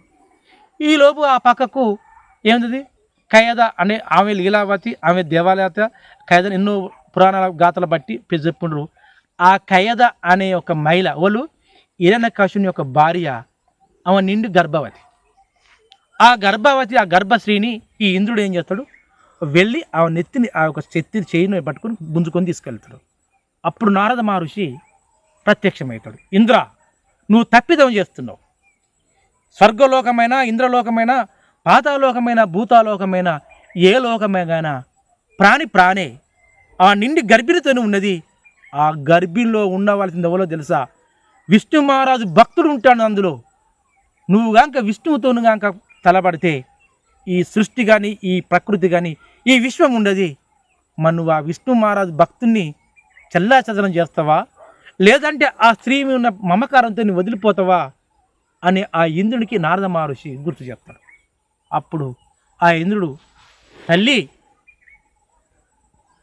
నన్ను మన్నించు తల్లి, నీ గర్భంలో ఉన్న ఏ శిశువైనా కానీ ఆ జన్మనిచ్చి నీ పునర్వైభవం పొందుగాక తల్లి అని ఆ ఇంద్రుడు ఆ యొక్క హిరణ్యకశిపుని భార్య కయదుని వేడుకొని, ఆ నారదుని నన్ను మన్నించు మహర్షి అని ఆ ఇంద్రుడు తన లోకానికి వెళ్ళిపోతాడు. అప్పుడు ఏం చేస్తాడు? మంచిగా ఆయుర్వేదం మొత్తం ఉన్నది ఇక్కడనే. ఎప్పుడైతే కయద శ్రీనిగాంక నారద మహర్షి వేడుకుంటాడో, అంటే ఎప్పుడైతే ఆడ కాపాడుతాడో, ఇక్కడ ఏం చేస్తాడు? ఆ మహేంద్రచల గుట్ట పర్వతం మీద ఇలా తపస్సు చేస్తాడు. బ్రహ్మదేవుని కూడా తపస్సు. ఎవరు? హిరణ్యకశిపుడు. ఎందుకు? తల్లిదండ్రులు పోయిరు, తమ్ముడు పోయిండు, నాకు ఇంకా శక్తి కావాలి అనే ఒక తపస్సు హిరణ్యకశిపుడు చెప్తాంటే, అప్పుడు నారద మహర్షి అంటే నా నారదముని తన ఆశ్రమాలకు తీసుకెళ్తాడు. మంచిగా ఆయుర్వేద అభిమానారా. ఎలా తీసుకెళ్తాడు? కయద అనే ఒక హిరణ్యకశిపుని భార్యను అడే ఇంద్రునితో కాపాడి ఆ నారదుని యొక్క ఆశ్రమంకి వెళ్ళిపోయిన తర్వాత అప్పుడు ఆమె గర్భవతి. ఎప్పుడైతే గర్భిణీ స్త్రీలుగాక తన భర్త అయినతో సంభవంలో పాల్గొన్నప్పుడు, స్త్రీ పురుష రెండు సంభవంలో పాల్గొన్న సమయంలో ఒక శుక్రకరము, ఒక అండము రెండు కలయిక వల్ల జరిగిన వల్ల ఫలదీకరణం జరిగి ఒక కొత్త జీవికైతే ఎప్పుడైతే మొదలు పెడుతుందో, అంటే పిండోత్పత్తి ఎప్పుడైతే మొదలవుతుందో, అప్పటి నుండి ఒక స్త్రీ ఒక వైద్యుడు చెప్తాడు, విశ్రాంతి తీసుకోమ్మా అంటారు. అదే సమయంలో ఇక్కడ విశ్రాంతి తీసుకున్న సమయంలో హిరణ్యకశిపుని యొక్క అంతఃపురంలోకి ఎప్పుడైతే హిరణ్య యొక్క అంతఃపుర రాజ్యంలోకి వెళ్ళి ఇంద్రుడు ఎప్పుడు చెల్లాచెదరం చేస్తాడో, ఆ సమయంలో ఆ ఖైదీ ఒక బాధ గురై, ఆ గురైన సమయంలో ఈ నారద ముని తీసుకుపోయి ఆశ్రమం ఉంచుకోవడం వల్ల ఆ గర్భిణీ స్త్రీకి ఎదలేని ఒక విశ్రాంతి కలిగిస్తాడు. ఇది మంచిగానండి ఆయుర్వేద అభిమానులారా. స్త్రీ ఇప్పుడు ఆధునిక యుగం అని, కంప్యూటర్ యుగం అని వచ్చింది. ఏ స్త్రీ అయినా కానీ, ఏ కోవ చెందిన స్త్రీ అయినా కానీ, పెద్ద కోడీశ్వరాలైనా కానీ, పెద్ద ఉన్నత కుటుంబాలైనా కానీ, ఏ చిన్న ఒక్క పేదరికాలు కానీ, కనీసం గర్భిణి దాల్చిన తర్వాత ఏ స్త్రీ అయినా కానీ ఏకాగ్రతంగా ఈ గాలి, ఈ నీరు, ఈ పంచభూతాలు అగ్నితోని మమేకం చేసుకుంటారా ఆయుర్వేద అభిమానులారా. అంటే ఏకాగ్రతంగా ఉండాలి. రెస్ట్ తీసుకోమని వైద్యులు చెప్తే ఇంటికాడ భర్త వదిలేసిపోతే, తల్లిగారి ఇంటికాడ ఆ యొక్క గర్భిణితోనే స్త్రీని వదిలిపోతే ఆమె ఆరాయంగా పండుకొని కూర్చొని చెల్లు నొక్కుతుంది, ఇది రిమోట్ నొక్కుతుంది, ఏముంది లేకపోతే పక్క వాళ్ళతో ముచ్చట పెడుతుంది, టైంపాస్ కానీ ఇష్టం నడి చేస్తుంది. కానీ ఆ కాలంలో నారద మునీశ్వరుడు, ఇది మంచిగా రండి ఆయుర్వేద అభిమానులారా, ఏ స్త్రీ అయితే ఎప్పుడైతే గర్భిణి ధరిస్తుందో, ఎప్పుడైతే తన భార్యాభర్తలకు మాకు గర్భిణి అందిందని ఒక అనుమానం వచ్చిందో, ఆ క్షణం నుండి ఒక 500 గ్రాములు కానీ అంత విలువైన బరువును మోయొద్దు. ఒక భాగం తల దక్షిణ భాగము, తల తూర్పు భాగం కాకుండా ఇటు పడమర భాగము పెట్టి తల ఎత్తు దిండి పెట్టి పండుకోవద్దు. రెండో భాగం. మూడో భాగము, నీ శరీరానికి కొన్ని మీటర్ల దూరం వరకు రేడియేషన్ తరంగాలు వచ్చే భాగాలు విభాగం నీ శరీరంలో కానీ, నీ చుట్టూ కానీ, నీ ఇంట్లో ప్రవేశించబడద్దు. మూడో భాగము, నీ శరీరంలో ఎక్కువ శాతము ఫ్రక్టోజు, గ్లూకోజు, చక్కెరలు లేక ఎక్కువ ప్రోటీన్స్లు ఇచ్చే ఆహార పదార్థాలను ఎక్కువ తినొద్దు. చిన్న ఉదాహరణ చెప్తా చూడండి. అవి ఏంటివో ఏం చేసినావు? ఎక్కువ భాగంగా ఆహార పదార్థాలకు ఎక్కువగా నిల్వనిచ్చే పదార్థాలు ఏంటంటే మొలకెత్తిన గింజలు అని చెప్తాం. ఇది వాస్తవమే. మొలకెత్తిన గింజలు ఈ ప్రకృతిలో ఉన్న ఆహార పదార్థాలు ఏం తీసుకున్నా కానీ అవి ఎక్కువ ప్రోటీన్ కలిగి ఉంటాయి కనుక మనం తింటే ఆరోగ్యంగా ఉంటాం. అది ఎప్పుడు నీకు 24 గంటల సమయంలో, లేక వారానికి ఒక్కసారో, లేక 30 రోజుల సమయంలో వారానికి 2-3 సార్లు నువ్వు తీసుకుంటే నీకు ప్రోటీన్ ఎంత అవసరం అయితే అంత అవసరం తీసుకోవాలి. కానీ ఈ మొలకెత్తిన గింజలే మనకే కావాలనుకుని ఏం చేస్తారు కొందరు, ఆ మొలకెత్తిన గింజలనే తినుకుంటూ పోతారు. నీకు ఎక్కడ ప్రోటీన్స్ పెరుగుతాయి. మరి కావాల్సిన మరి ఎక్కడ ఈ బాడీ కావాల్సిన యొక్క ఏది యాంటీబయాటిక్స్ కానీ లేక సుక్రోజ్ కానీ గ్లూకోజ్ ఎక్కడ ఉత్పన్నం అవుతుందండి? ఒకసారి ఆలోచించండి ఆయుర్వేద అభిమానారా. సరే షుగర్ ఎక్కువ ఉందమ్మా, ఆ షుగర్ బదులు నువ్వు తినొద్దని ఏం చెప్తావు, గడక అది పద్దొన్ను లేక గోధుమలు తినుకుంటే పోతుంది, అంతేనా? అది కాదు. ఒకరోజు మొలకెత్తిన గింజలు, 2వ రోజు కొన్ని ఫ్రూట్స్, 3వ రోజు ఆకుకూరలు, 4వ రోజు ఇంకా వేరే కూరగాయలు, అట్టా దినానికి మనకు వారానికి 7 రోజులలో 7 తీర్ల వాతావరణ ఆహార పదార్థాలు తీసుకుంటూ ఏకాగ్రత ఆలోచన కలిగి ఈ భూమికి, ఆ ఆకాశానికి, ఈ సూర్యునికి, ఈ చంద్రునికి మంచి అనులోమానపాతం విలోమానపాతంగా ఉంటే నువ్వు ఏకాగ్రతంగా పండుకున్నప్పుడు దాదాపుగా 4వ నెల నుంచి 5వ నెల, 6, 9 నెల తెల్లారితే డెలివరీ అయితే ఒక తల్లి గర్భంలో కూడా ఈ తల్లి అనుకరిస్తే, స్పర్శించుకుంటే తన జ్ఞానంతో, మన మనోధైర్యంతో మన కడుపులో ఉన్న శిశువు 2 చేతులు ఆడుతున్నాయా, 2 కాళ్ళు ఆడుతున్నాయా, తల భాగం ఆడుతుందని ఆ తల్లికి ఆటోమేటిక్గా అర్థమవుతుంది. కానీ దీనివలన చేస్తున్న ఆయుర్వేద అభిమానారా, అది ఎలా నేను చెప్పే ఇవాళ మంచిగానండి. ఎప్పుడైతే తన యొక్క ఇంద్రుడు హిరణ్యకశిపుని యొక్క భార్యని అయితే ఎప్పుడైతే డిస్టర్బ్ చేసిండో, ఆమెను ఏకాగ్రతంగా ఉండడానికి ఈ నారద మహర్షి ఏం చేస్తాడు, ఆశ్రమంకి తీసుకెళ్తాడు. తీసుకెళ్ళినాక ఆయన యొక్క ఆశ్రమంలో ప్రపంచంలో ఉండవలసిన ఒక పుష్పాలు ఇచ్చే చెట్లు ఉన్నాయి. మొత్తం పుష్పంలే. ఏ చెట్టు దగ్గర పోయినా ఆ చెట్టు నిండా పువ్వులే, ఏ చెట్టు దగ్గర పోయినా ఆ చెట్టు నిండా పండ్లే, ఏ చెట్టు దగ్గర కూర్చున్నా అంత ఉత్సాహించే యొక్క మకరాందాలు తోడే ఒక పూల పుష్పములు ఉన్నాయి. అప్పుడు కయది వెళ్ళి ఆ యొక్క ఆశ్రమంలో కూర్చొని అవి ఏం చేస్తుంది, అయ్యో దేవా, నా మర్ది చేసిన అంటే నాకు హిరణ్యాక్షుడు చేసిన నా సోదరీ భావన కన్నా మర్ది చేసిన తప్పిదం ఏంది, నా అత్తమామ చేసిన తప్పిదం ఏంది, నా భర్త చేసిన తప్పిదం ఏంది, ఇంతవరకు ఇంత జ్ఞానం ఉన్నదా, ఈ సృష్టిలో ఉండవలసిన ఏంది, నన్ను కొద్దైతే ఇంద్రుడైతే నన్ను సంహరించు, నేను చేసిన తప్పిదం ఏందని ఆమె మనసులో ఆమె మనోలోకం చేసుకుంటా ఆ నారద మహర్షి యొక్క ఆశ్రమంలో ఉన్నది. అప్పుడండి ఎప్పుడైతే దేవతలకు వ్యతిరేకంగా హిరణ్యాక్షుడు కాక అక్కడ బ్రహ్మదేవుని పూజ చేసుకుంటుంటాడో, అదే సమయంలో ఈ నారద మహర్షి ఈమెను కయదును దగ్గర తీసుకొని అనేక విధములుగా ఈ నారదురవలు అంటే విష్ణు మహారాజు యొక్క ప్రియుడు, అంటే ఆయన యొక్క మంచిని బోధించేవాడు. ఎప్పుడైతే నువ్వు ఇక్కడ నన్ను ఆశ్రమం ఉండమ్మా, నువ్వు ఆనందంగా ఉండు తల్లి అని నారదముని ఈ కయదుకు చెప్తే వెంటనే ఆ కయదు నిండు శూరాలతోని వండుకుంటా ఆ నారద మునీశ్వరుడు ఏం చెప్తాడు, ఆ విష్ణు మహారాజు యొక్క శ్లోకాలు, ఆ పద్యములు, ఆ విష్ణు మహారాజు ఈ సృష్టిలో ఉండవలసింది చెడును సంహరించడానికే విష్ణు అవతారం ఎత్తుండు. ఆ భగవంతుడి స్వరూపుడే విష్ణు మహారాజు. ఎక్కడైతే అందుగలడు ప్రతి ఒక్క చోటున ఈ విష్ణు మహారాజే కలుతాడు, ఈ సృష్టికి రూపమే విష్ణు అని ఆయన బోధిస్తుంటే, ఈ ఖైదీ యొక్క కడుపులో ఉండవలసిన యొక్క ఆ శిశువు ఏం చేస్తాడు, ఆ విష్ణు మహారాజుకు ఒక భక్తుడవుతాడండి. చూడండి ఆయుర్వేద అభిమానాల, ఇట్నే ఏ తల్లి అన్నా చేస్తుందా ఆయుర్వేద అభిమానారా? ఇప్పుడు ఆ తల్లి లేదు, వాడు పుట్ట ముందుకే సెల్లు నొక్కుతాడు, పుట్టిన తర్వాత మందు తాగుతాడు, ఏడ్చిన తర్వాత సిగరెట్ తాగుతాడు. మన జీవితాలు కూడా కట్టినవుతున్నాయి. కానీ ఎన్ని కష్టములు ఉన్నా చూడండి. హిరణ్యాక్షుడు చనిపోయాడు, హిరణ్యకంశుడు తపస్సుస్తున్నాడు.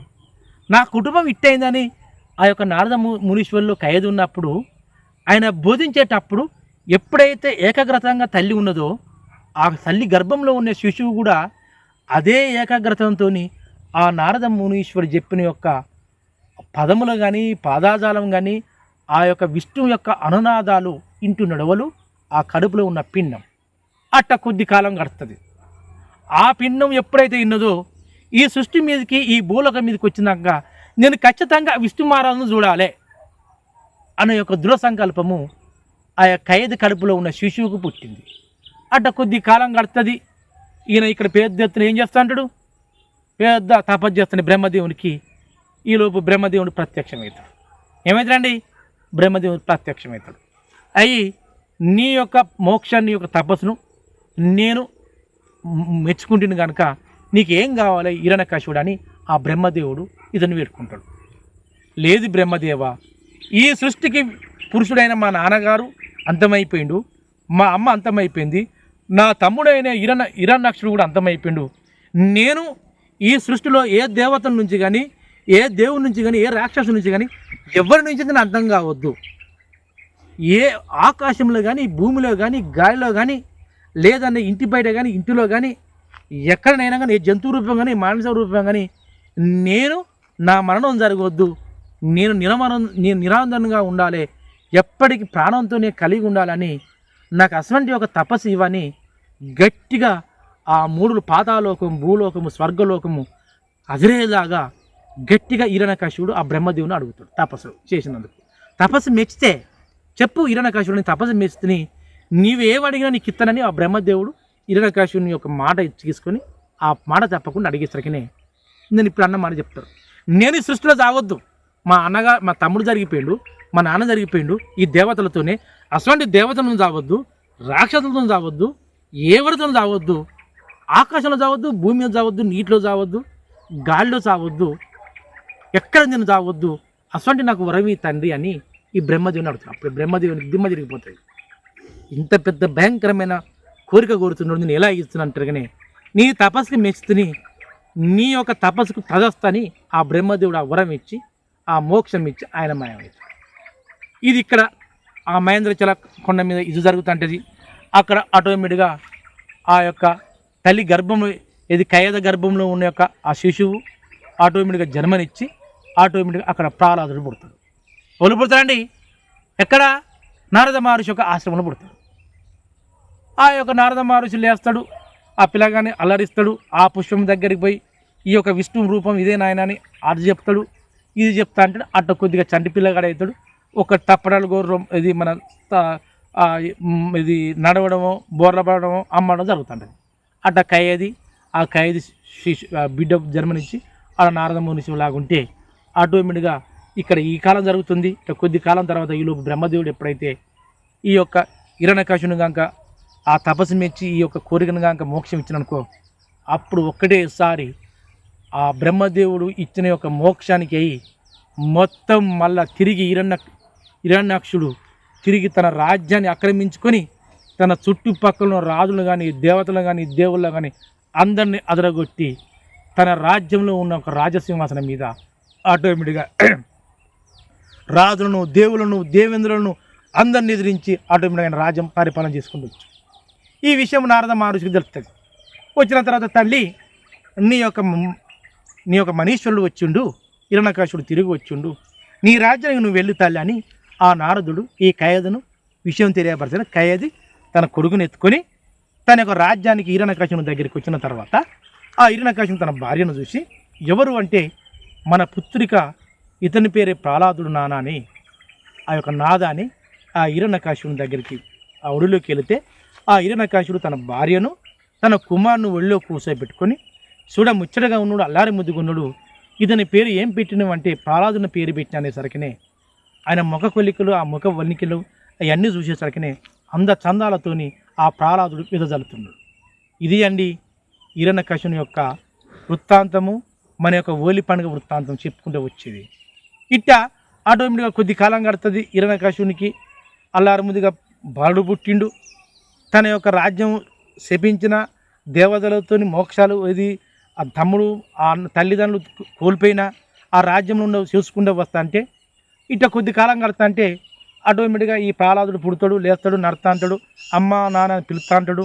ఈయన విద్యలు వైభవాలు అన్నీ కలిసి ఈయన సకల సంపదలు కలిసి కావాలని ఈయన సంబరపడతాడు. వాళ్ళు హిరణ్యకశిపుడు కొడుకాయ పుట్టిన తర్వాత ఒకరోజు ఒక సభ జరుగుతుంటుంది. ఏది హిరణ్యకశిపుని యొక్క సభలో అందరూ రాజులు, పెద్ద పెద్ద మంత్రులు వాళ్ళందరూ వచ్చి కూర్చుంటారు. దేవతలు మెసలరు. ఇక ఎందుకు మెసలరు? బ్రహ్మదేవుని కాడ వరం పొందే. మళ్ళా మొత్తం రాజ్యం ఇంద్రునితోని రాజ్యం మొత్తం కూలిపోతుంది కదండి. ఆ రాజ్యాన్ని తిరిగి పునరావృతం చెంది తన భార్యను తన కొడుకును ఒళ్ళో పెట్టుకొని రాజ్యాన్ని పరిపాలిస్తాండే పెద్ద అంగవంతుడే. హిరణ్యకశిపునికి దేవతలు అందరూ చూడముచ్చడిగానే ఉండే మొత్తం భయపడుతున్నారు.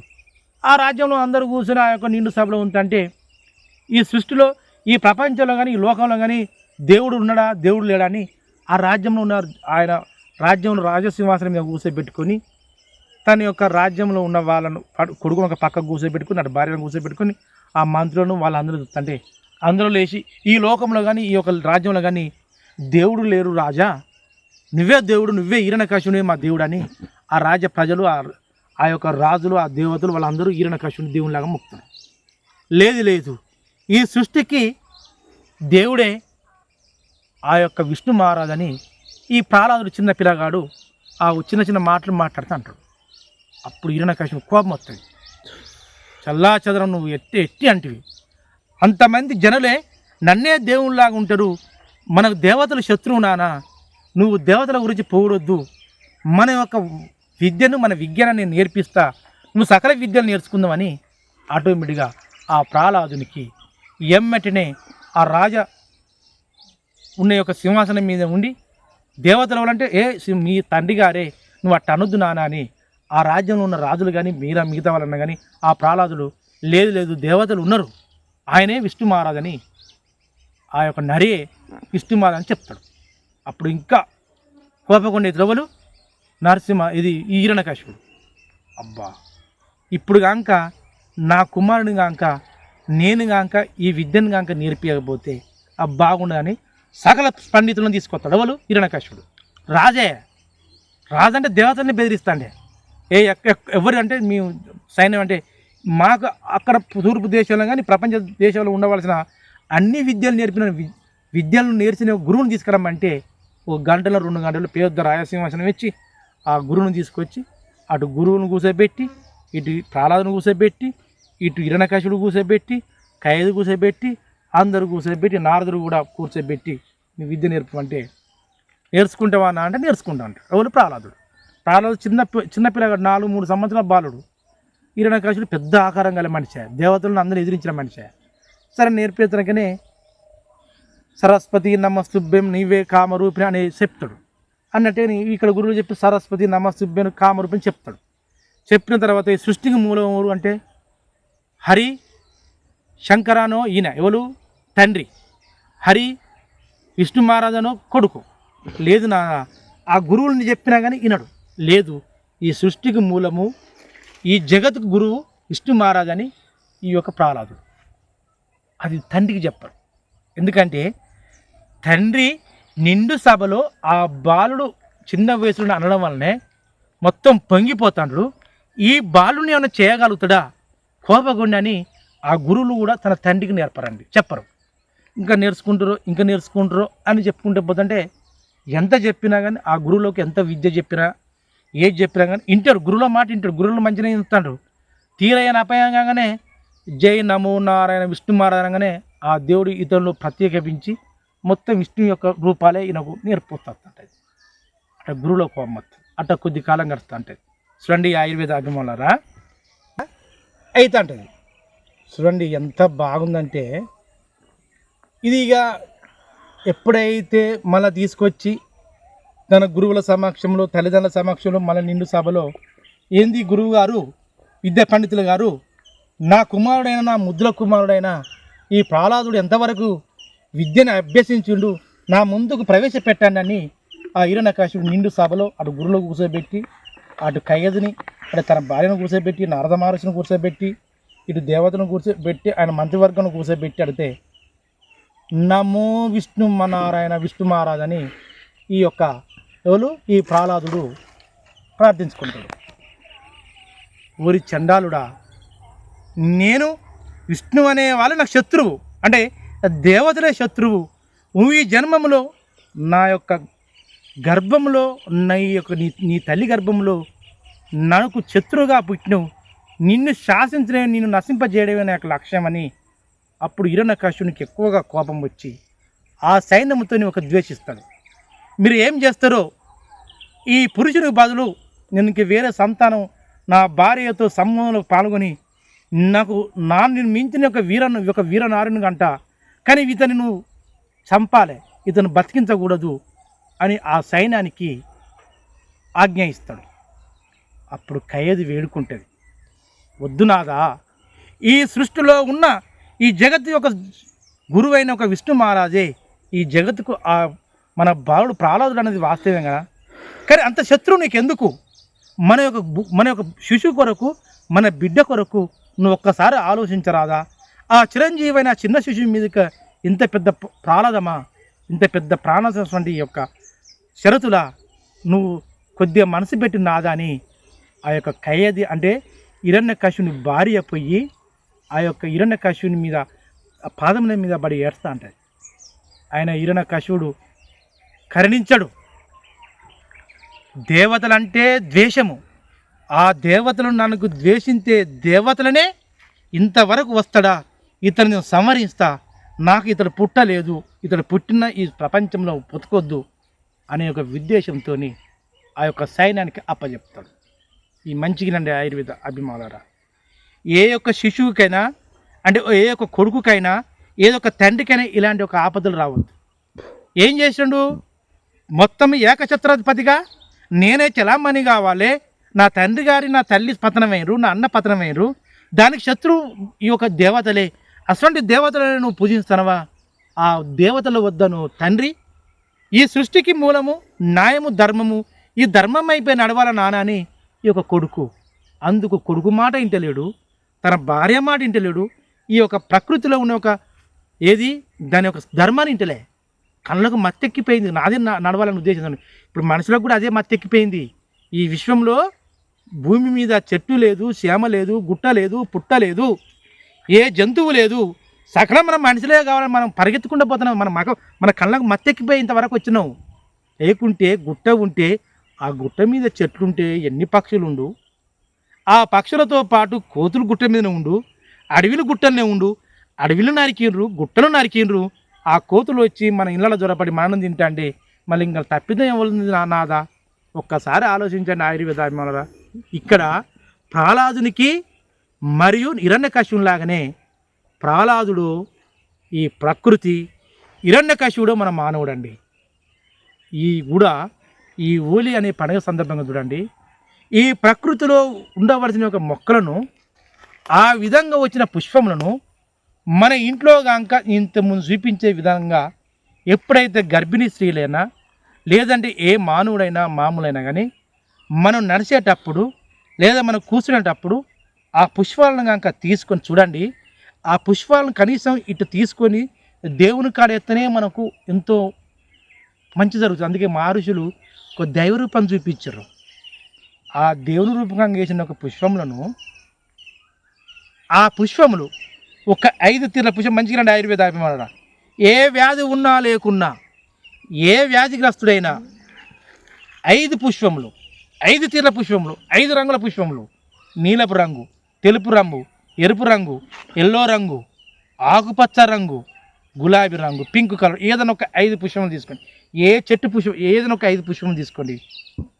5 పుష్పములను ఒక పంచామృతంలాగా తేనె కలుపుకొని ప్రతి స్త్రీ, ప్రతి పురుషుడు ఏ పుష్పమైనా కానీ ఇంత తేనె కండ చక్కెర కలుపుకొని ఈ మొదటి ఆహారంలో కనుక లేదంటే నువ్వు తీసుకునే ఆహార పదార్థంలో కనుక ఆ పుష్పము రేణువులు కనుక తెలుసుకొని కొన్ని ముచ్చటగా దగ్గరగా పిసికి మొదటి ముద్ద కనుక తింటే నీ శరీరంలో కలిసి కొలెస్ట్రాల్ కానీ లేదంటే మన ట్యూనర్ లాగా, బ్రెయిన్ ట్యూనర్ లాగా మన మొదల చుట్టూ నీరు చేరిన, గుండెలో హార్ట్ బ్లాక్లో అయినా అవైనా, లేక కిడ్నీలో కానీ లేదంటే లివర్లో కానీ ఏదైనా కానీ అవి పటాపంచలు అవుతాయి. అంత ఆయుర్వేదం పుష్పంలో, పుష్పం అంటే ఏంటండి, చెట్టు యొక్క మకరందం అన్నమాట. అంత విలువైనది ఆ పుష్పం. ఏదైనా 5 తీల రంగులను ఏదంటే ఆహారం తీసుకునేటప్పుడు ఆహారం మొదటి భాగంలో అది 100% వాస్తవం. ఈ పుష్పముల యొక్క రంగు యొక్క మన ప్రకృతికి వెదజల్లే పండుగే హోలీ పండుగ సందర్భంగా చెప్తున్నా. ఆ విధంగా మనం ఆహారం తీసుకుంటే మనకి ఎలాంటి వ్యాధులు రావు. కానీ ఇక్కడ కయ్యది, ఇటు నారద మహర్షి వీళ్ళందరూ బతిలాడుతున్నారు. అయినా కానీ ఆ హిరణ్యకశిపుడు కోపం వచ్చి ఆ యొక్క సైన్యానికి ఒప్పచెప్పింది. సైన్యం ఏం చేస్తుంది, ఏ విధంగా నాకు 8 రోజులన్నా 7 రోజుల వరకన్నా ఖచ్చితంగా ఏం చేయాలి, ఈ ప్రహ్లాదుడు ఈ భూమి మీద ఉండొద్దు అనేసరికి మొదటిసారిగా మంచిరండి ఆయుర్వేద అభిమానులరా ఏం చేస్తాడు, ఆ ప్రహ్లాదుని ఈ సైన్యం తీసుకెళ్ళి ఆటోమేటిక్గా ఆ తల్లి కయ్యది ఏడుతండి అవును అంతఃపురంలో ఉంచి ఆ సైన్యం బలవంతంగా తీసుకెళ్ళి ఆ ప్రహ్లాదుని కాళ్ళు కట్టి సముద్రంలో వేస్తాడు. ఎక్కడ వేస్తాడండి, సముద్రంలో వేస్తాడు. సముద్రంలో వేయంగానే అయ్యో నమో నారాయణ విష్ణు మారదనగానే ఆ విష్ణు మాయలతోనే ఆటోమేటిక్గా సముద్రంలో ఉండి నానా నానా అమ్మ అమ్మ అనుకుండా ఆ ప్రహ్లాదుడు బయటకు ఉరికొస్తాడు. తల్లికి అక్కడ కనిపిస్తుంది, నానా నానా నానా నానా ప్రహ్లాద ప్రహ్లాద అని ఇక్కడ తల్లి రోధిస్తాడది.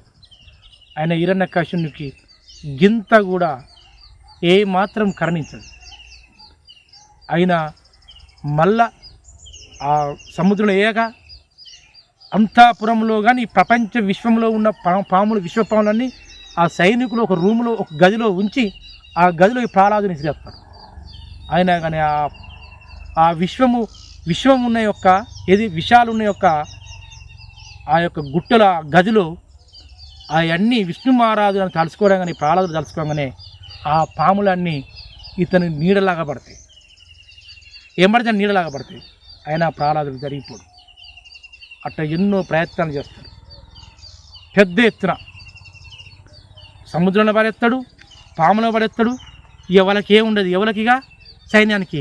ఇక్కడ ఏమని చెప్పి ఆజ్ఞ ఇచ్చే, ఎప్పుడైతే ప్రహ్లాదుడు జరిగిపోయిండు ఆ ప్రహ్లాదుని జరిగిన ఒక మరణ వార్తను తీసుకుని చెప్తున్నా నాకు రాజ్యానికి రమ్మని ఈ సైన్యానికి ఎక్కువగా ఆయనకు ఆజ్ఞాయించడం వల్ల వీళ్ళు చేసే ప్రయత్నాలు చివరికి ఏం చేస్తారు, పెద్ద ఎత్తున మళ్ళీ కాళ్ళు రెక్కలు కట్టి పెద్ద ఎత్తైన కొండల మిక్కిందెత్తాడు.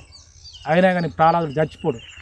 విష్ణు మహారాజు నన్ను కాపాడు తండ్రి విష్ణువా జయో మా నారాయణ విష్ణు అనగానే గబగబా ఆ కొండ నుంచి కింద పడేటప్పుడు ఆ కొండ భూమి ఏమైతే పుష్పం అయితే ఆ పుష్పం మీద పడతాడు. ఇక సైన్యానికి ఏముండదు, ఇక నా నుంచి కాదు అని తిరిగి వచ్చి ఆటోమేటిక్గా ఏం చేస్తాడు, ఎక్కడికి వస్తాడు, తన యొక్క ఎక్కడికి మన యొక్క మన రాజ్యానికి వస్తాడు. హిరణ్యకశిపుని దగ్గరికి ఆ బాలుని తీసుకొని రాజా మా నుంచి కాదు, అంతేకాకుండా ఈ కొండ మీద వేసిన తర్వాత ఆ సైన్యం హిరణ్యకశిపుని దగ్గర రాకముందుకు అనేక విధములుగా 1000 మంది 1,00,000 మంది బాణాలు ఎక్కుపెట్టి ఒకటే కాలంలో ఆ ప్రహ్లాదుని మధ్యన పెట్టి అన్ని బాణాలు 1,00,000 బాణాలు ఒకటేసారి ప్రయోగం ఇస్తే ఈ 1,00,000 బాణాలు పోయి ఒక ఏకఛత్రాధిపతిగా ఉండి ఆ బాణాలు ఆ ప్రహ్లాదునికి కిరీటంలాగా ఉంటాయి. ఎంది మహిమ, ఇది మా నుంచి కాదు, ఇటు కొండ మీద కింద వేసినాం, విశ్వపూర్ణ వేసినాం, సముద్రాలు వేసినాం, ఈ బాణాలు వేసినాం అని తిరిగి తన యొక్క తండ్రి దగ్గర తీసుకొస్తే ఏంటంటే మా నుంచి కాదని ఇవన్నీ జరిగిన సంఘటనలు హిరణ్యకశిపుని చెప్పి అప్పుడు హిరణ్యకశిపుని ఇంకా కోపం వస్తుంది. రాక్షసతత్వం కలిగిన వాళ్ళకి ఇంతే, అదే సమపాదం కలిగిన వాళ్ళు ధర్మపాదం కలిగిన వాళ్ళు నవ్వొస్తుంది కానీ కోపం వస్తూ ఉంటుంది. అయినా కానీ అప్పుడు ఒక మొదటి ఏనుగును ఆ ఏనుగుల గుంపును తీసుకొచ్చి ఆ ఏనుగు గుంపులు వేసి పెద్ద ఏనుగును తీసుకొచ్చిన వాళ్ళు హిరణ్యకశిపుడు. ఆయన ఎక్కుతాడు, ఎక్కి ఆ ఏనుగును గట్టి శూలంతో ఆ ఏనుగు గట్టి పడితే అది గబ్బ గబ్బ గబ్బ ఆడ హిరణ్యకశిపుడు ఏనుగు మీద వస్తా అంటాడు, ఆడ ఎదుట ప్రహ్లాదు నిలబెడతాడు. ఆ ఏనుగు గబ్బన వచ్చి అడిగి పెడతాడని చూస్తగానే ఆ ఏనుగు నిటారుగా నిలబడి ఆ యొక్క ప్రహ్లాదునికి నమస్కరిస్తుంది. జై విష్ణు మహారాజా నువ్వే నా దిక్కని ఈ యొక్క విష్ణువుని తలుచుకుని సరిగిన ప్రహ్లాదుడు పెద్ద మదపటి ఏనుగుని ఏం చేస్తాడు, ఈ యొక్క ఏనుగు నిలబడి ఆ హిరణ్యకశిపుడిని కూర్చున్నా కానీ ఏనుగు ఇటు నిలబడి దండం పెడుతుంది. అప్పుడు హిరణ్యకశిపుని యొక్క బుర్ర తిరిగిపోతుంది. అట్లా ఎన్నో కష్టాలు ఇస్తాడు. ఎందుకు, నా పంతమే గెలవాలి, ఈ యొక్క దేవతల మీద నా పంతమే గెలవాలి, ఈ సామ్రాజ్యాన్ని నేనే స్థాపించాలని హిరణ్యకశిపుని యొక్క స్వార్థం. కానీ అప్పుడు హోలిక అనే ఒక పుత్రిక, ఎవలామే హిరణ్యకశిపుని యొక్క సోదరి అని చెల్లె. అప్పుడు ఆమె వస్తుంది, వచ్చి మొత్తం తెలుస్తుంది ఏముంటుంది ఇప్పుడు జరిగిన సంఘటన అంతా. హిరణ్యకశిపుడు తపస్సు చేయడము అవన్నీ చేస్తుంటే అప్పుడు చెప్తుంది, అన్నగారు మన చిన్నన్న జరిగిపోకముందే నేను కూడా ఒక బ్రహ్మదేవునితో నేను ఒక వరం పొందిన. ఏం వరము? నాకు గాంక ఈ సృష్టిలో కానీ ఏం అపాయం వచ్చినా ఏ అగ్ని వచ్చినా కానీ నేను బతకాలి మా అన్నలాగానే అంటే అప్పుడు బ్రహ్మదేవుడు ఇవను మెచ్చుకొని నాకు ఒక వస్త్రం ఇచ్చిండు. ఆ వస్త్రం కప్పుకొని కాక నేను ఉంటే ఎంత మంట మండినా ఎంత అగ్ని జ్వాల జరిగినా కానీ ఆ వస్త్రం నా మీద ఉన్నంతవరకు నాకు అపాయం జరగదు. ఆ వస్త్రం దాన్ని కప్పుకొని నేను అగ్నిగుండంలో కూర్చుంటా. ఆ వస్త్రం నా వైపే వస్తుంది. నీ కుమారుని ప్రహ్లాదుని నేను కూర్చోబెట్టుకొని ఆ అగ్నిగుండంలో ఉంచుతా. కాలి బూడిదై అగ్నిగుండంలో ఆయన భస్మమవుతాడు. నేను తప్పించుకొని బయటకు వస్తా. నువ్వు అందుకు ఏం చేయాలి అన్నగారు అంటే అప్పుడు ఈ యొక్క ఊలిక చెప్తుంది. 8 దినములు లేదంటే 7 దినములు లేదంటే 9 దినములు మొత్తం ఊరున గ్రామాన ప్రజలన అన్ని ధాన్యాలు నవధాన్యాలు పొంది మరియు అక్కడక్కడ కలపను పొంది దాన్ని ఒక సుడిగుండంలాగా ఉంచి ఆ గుండంలో మొత్తం అన్నీ పోసి అన్నీ తగు సంబంధించిన ఒక యోగంలాగా చేసి ఆ అగ్నిగుండంలో నన్ను ప్రహ్లాదుని కాక పెడితే అగ్నిగుండానికి ఆవుతవుతాడు. ఆటోమేటిక్గా నీ పంతం గెలుస్తుంది. ఆ పంతంలో నువ్వే విజయవంతుడు అవుతావని ఆ హోలిక ఈ యొక్క హిరణ్యకశిపునికి ఈ ఉపాయం చెప్తాడు. అదేవిధంగా హిరణ్యకశిపుడు చెల్లెమాట విని 8 రోజులు 9 రోజులు ఇప్పుడు కాక మనలాగా 9 దినముల 7 దినముల ఆ పౌర్ణమి సంభవించిన దినం ఉంటుందని అల్లో మల్లో అనుకుంటా కౌళ్ళు కొట్టుకుంటా ఆ 9 దినములు అటు ధాన్యాలు అడుక్కొని కొలలు తయారు చేసి కోళ్ళ పండుగ అయిపోయిన తెల్లారి అగ్నిగుండంగా మార్చి లవదీపం పెద్దవాళ్ళు పిల్లలు మొత్తుకుంటారు కదా. అదేవిధంగా ఈ 8 దినములు ఆ రాజ్యంలో ఉండవలసిన అందరినీ ప్రతి ఒక్క నవధాన్యాలు లేక కట్టెలుగా ఉన్న కట్టెలను పెద్ద అగ్నిగుండంలాగా పేర్చి పెద్ద నిప్పు అంటిస్తాడు. ఆ నిప్పులో ఏం చేస్తాడు? మేనత్త ఎవరు ప్రహ్లాదునికి ఎవరు హోలిక మేనత్త అల్లారి ముద్దుగా ఎత్తుకుంటుంది.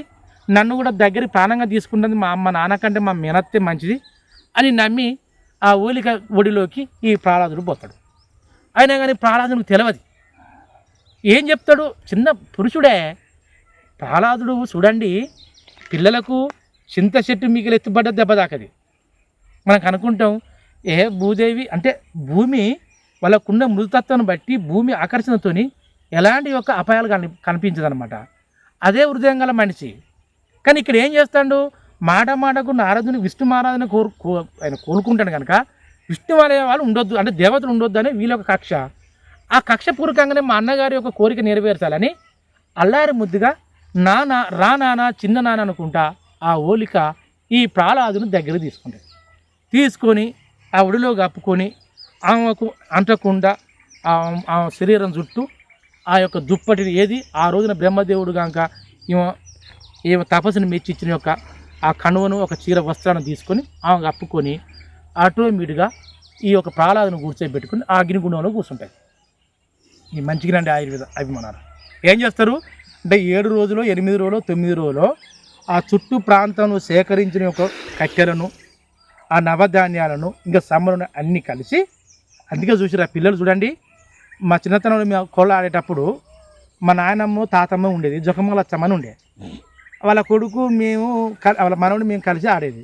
ఒరే మీరు కౌను కాలే పెట్టేటప్పుడు కోళ్ళు పెట్టేటప్పుడు గింతంత ముంత తీసుకురారా, ముంతల కొంచెం నెయ్యి పోయాలి లేక నూనె పోసి ఇంక జీడి గింజలు వేసి ఆ ముంత మీద కాలబెట్టాలని చెప్పేది.